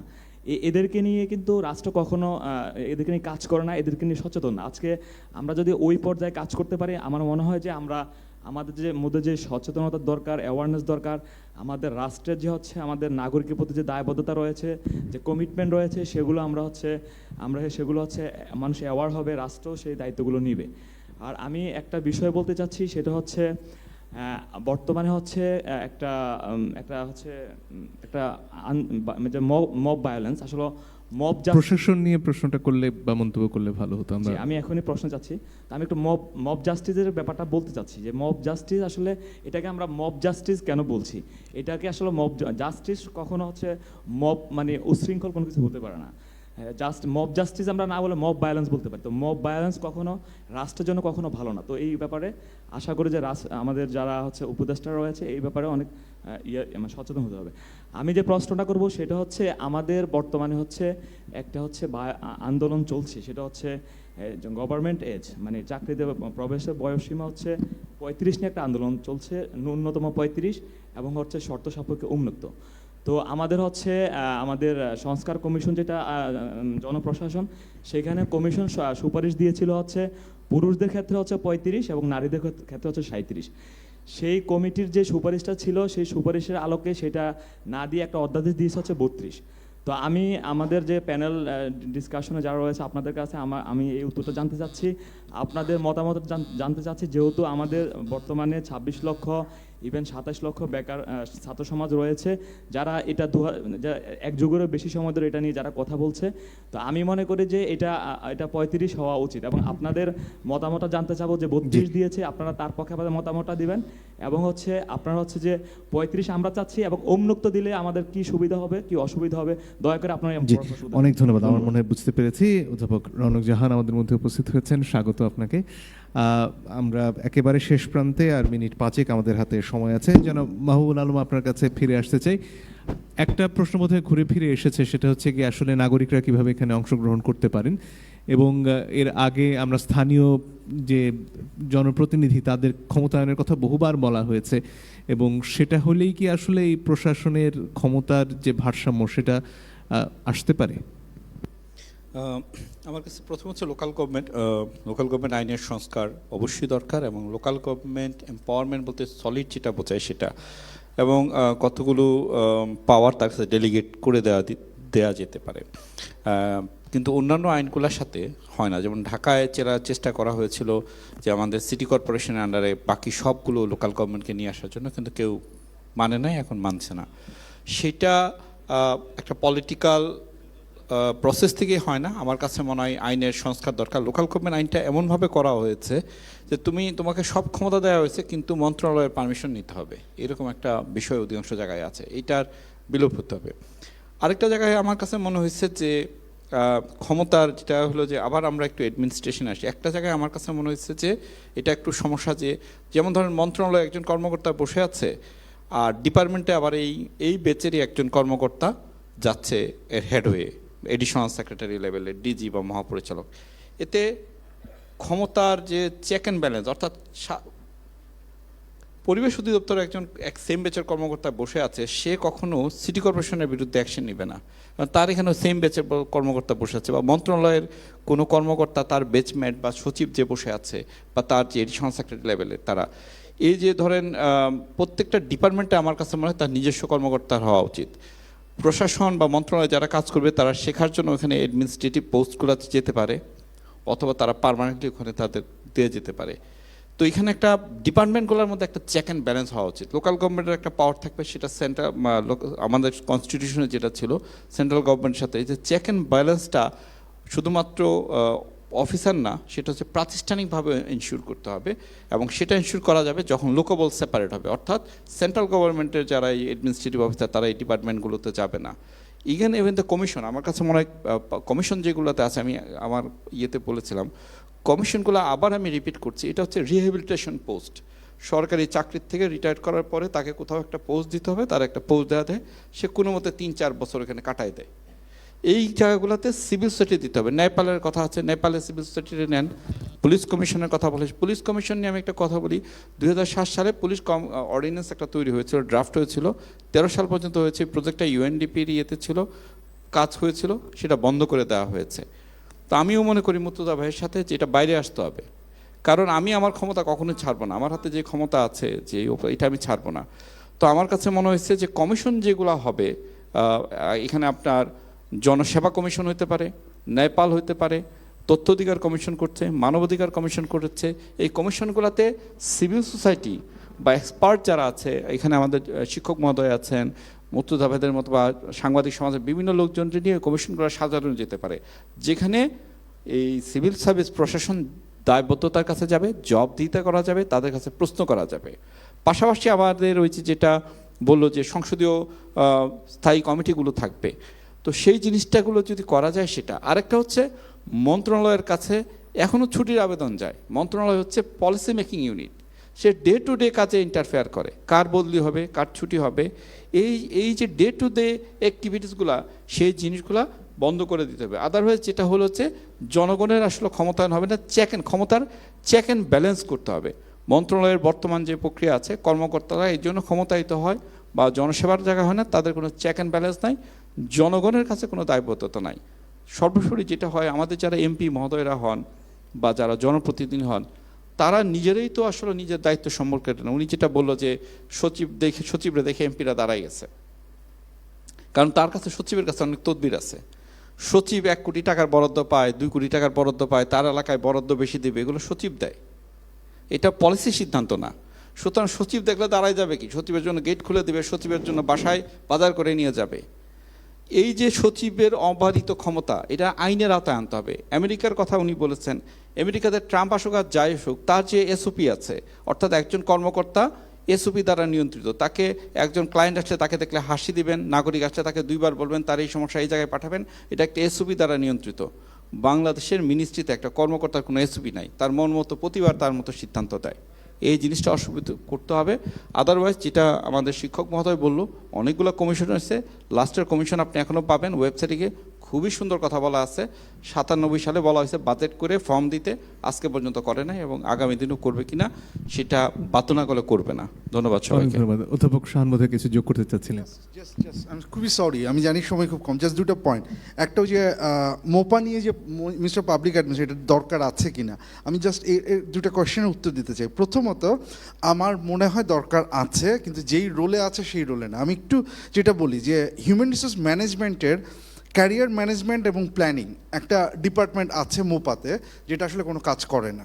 সো মোপার যে কাজটা মিনিস্টার পাবলিক অ্যাডমিনিস্ট্রেশনের যে কাজটা, এটা যদি হচ্ছে কি এরকম একে এখান থেকে ট্রান্সফার করতে হবে, ওকে ওইখানে নিয়ে যেতে হবে, একে প্রমোশনে দিতে হবে, সেটা থেকে সরিয়ে এটাকে যদি আমি seriously ministry of public administration বানাই, যে আসলে হচ্ছে ক্যারিয়ার ম্যানেজমেন্ট প্ল্যান দিবে, যে হচ্ছে গিয়ে ক্যাপাসিটি ডেভেলপমেন্টের কাজ করবে, এভাবে যদি এটাকে রিডিফাইন করি তাহলে মোপা আমার দরকার আছে, কিন্তু আমার মনে হয় এটার রোলটা রিডিফাইন করা দরকার।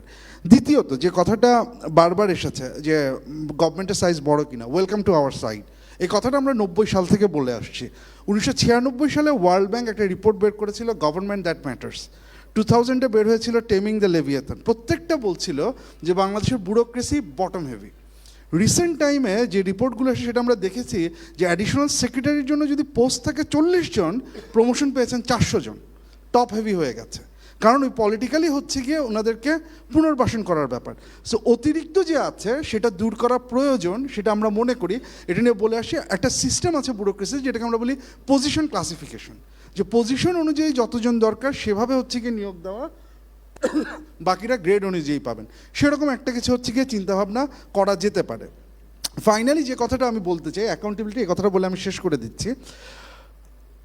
সেকেন্ড ওয়ার্ল্ড ওয়ারের পরে, দ্বিতীয় বিশ্বযুদ্ধের পরে জার্মানিতে পাবলিক অ্যাডমিনিস্ট্রেশনে একটা বড় প্রশ্ন চলে এসেছিল যে এই যে এত মিলিয়ন মিলিয়ন লোক মারা গেল, পাবলিক অ্যাডমিনিস্ট্রেশনে যে ব্যুরোক্রেট যারা ছিল তারা এগুলোতে হচ্ছে গিয়ে অ্যাক্টিভলি পার্টিসিপেট করেছেন, তাদের লজিকটা কি, তারা কেন পার্টিসিপেট করেছেন?